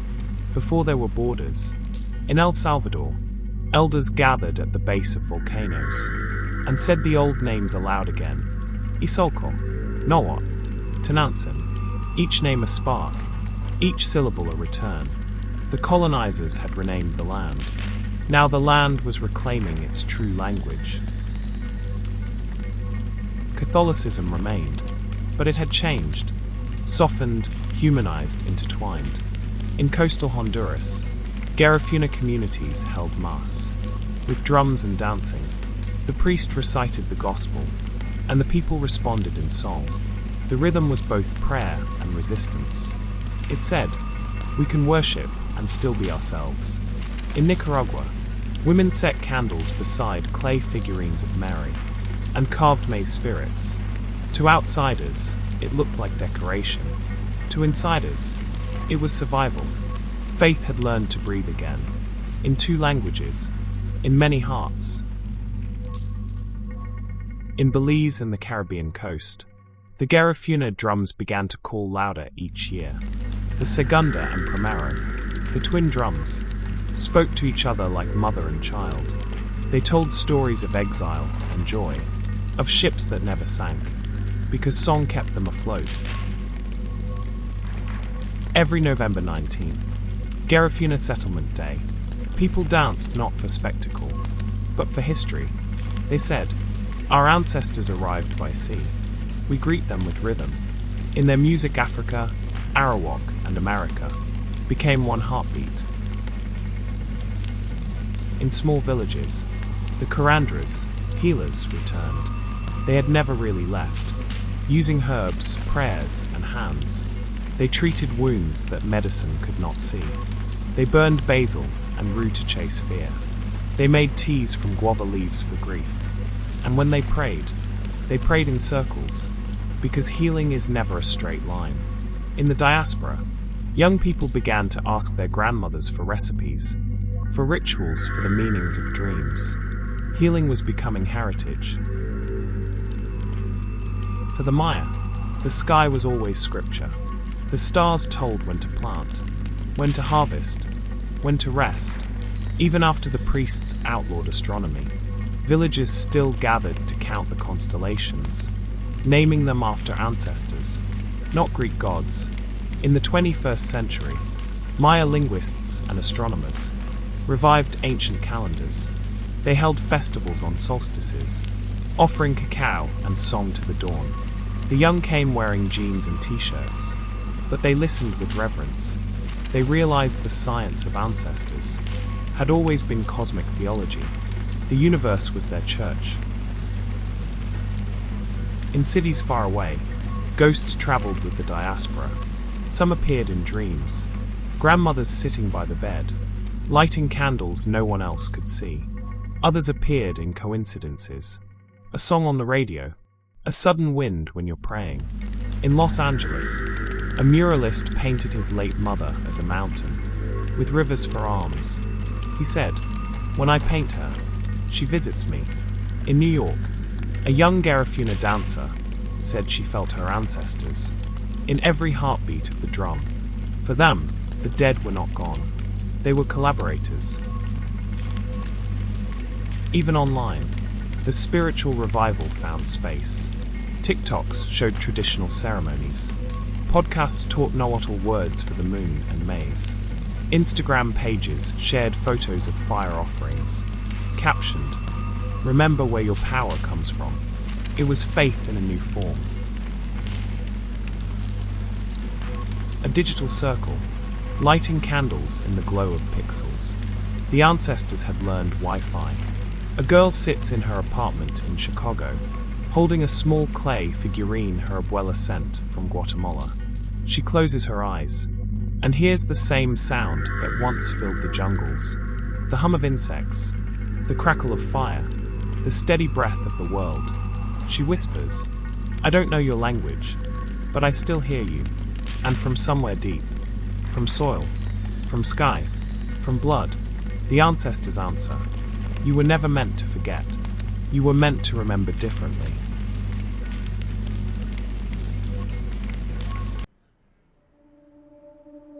The return of the ancestors is not about the past. It's about presence. They live in the way we speak, cook, sing, pray, and love.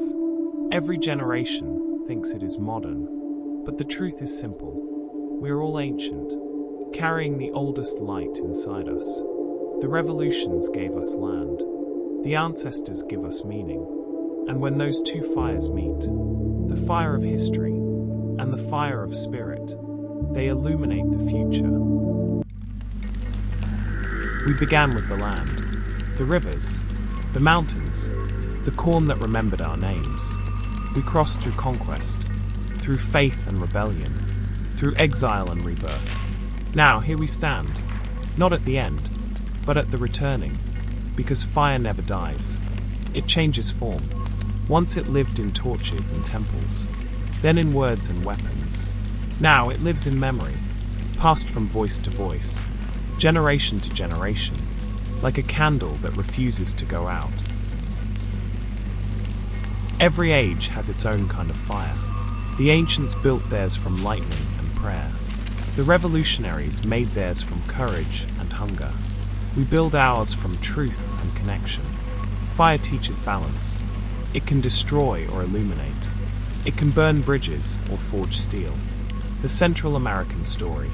Your story is a lesson in how to hold fire, without letting it consume you. The people learn to carry it in song, in laughter, in love. That is why they still rise. Look closely into the flame, and you will see them. The Maya astronomer counting the stars. The Garifuna drummer calling the ancestors home. The Mestiza teacher writing dignity on a chalkboard. The refugee mother kissing her child's forehead at the border. The poet in exile writing her country back to life. They're all there, reflected in the light, flickering, eternal. History tries to forget them, but fire remembers. Nations rise and fall. Empires come and go. Borders are redrawn. Languages shift. Flags fade. But beneath all of that, the earth keeps its own record. Every field once tilled by indigenous hands still knows the rhythm of that labor. Every mountain remembers the sound of drums. Every river carries the stories whispered to it at night. The land itself is the archive. And fire. Fire is the ink that writes eternity into its soil. You listening now are part of that story. Whether you were born in Tegucigalpa or Toronto, San Miguel or San Diego, you carry the ember. It may glow quietly, beneath your work, beneath your exhaustion. But it's there, the same flame that kept your ancestors alive. Through storms, through slavery, through exile, through silence. It waits for your breath to rise again. Close your eyes. Imagine a single ember floating in darkness. It speaks. I have crossed oceans. I have hidden in hearts. I have burned through oppression and been reborn as art. I have been fed by tears and cooled by prayers. I am the will to keep going. I am you. The ember multiplies into thousands, then millions, until the darkness glows like dawn. That is humanity's true legacy. Not empire, not conquest, but endurance. In every era, someone must tend the fire. A poet writes, a teacher teaches, a mother holds her child, a musician drums, and the cycle begins again. Central America, like the fire, is not defined by tragedy. It is defined by persistence. Every struggle, every migration, every prayer is proof that life refuses to surrender. And so the fire burns. Not in the past, but in the now. The fire connects everything. The sky to the soil, the living to the dead, the homeland to the diaspora. It is not owned. It is shared. Each time you tell a story, you rebuild the bridge. Each time you remember a name, you relight the path. Each time you forgive, you turn smoke back into light. This is not my theology. It is survival disguised as beauty. When people ask, what remains of Central America? You can answer, everything. The languages, the songs, the courage, the dreams. They were never lost. They were only waiting to be heard again. History is not a line. It is a circle of fire, endlessly burning, endlessly becoming. And as long as someone remembers, as long as someone whispers, as long as someone loves, the fire will remain.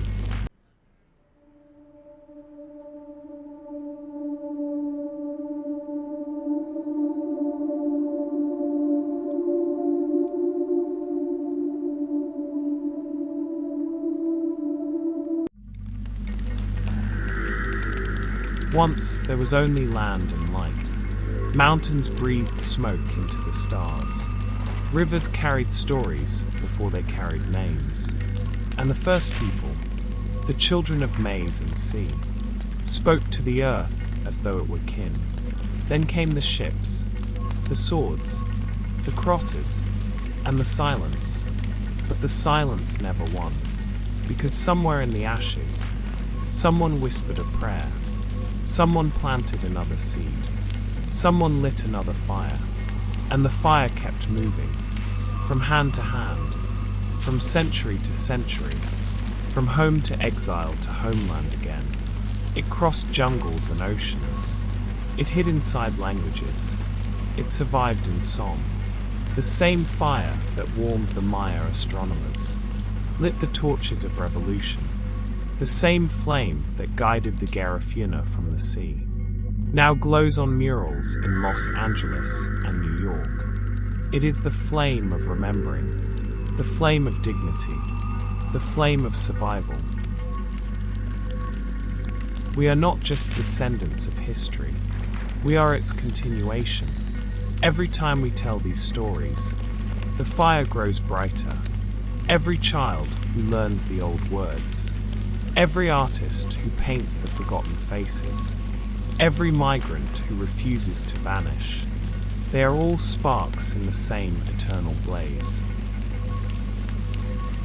To remember is not to live in the past. It is to give the past permission to keep living inside us.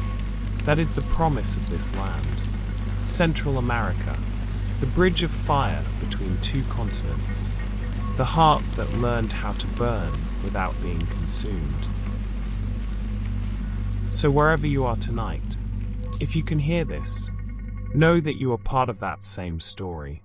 You are the spark carried through generations. You are the breath that keeps the ember alive. And as long as you remember, the fire will never leave.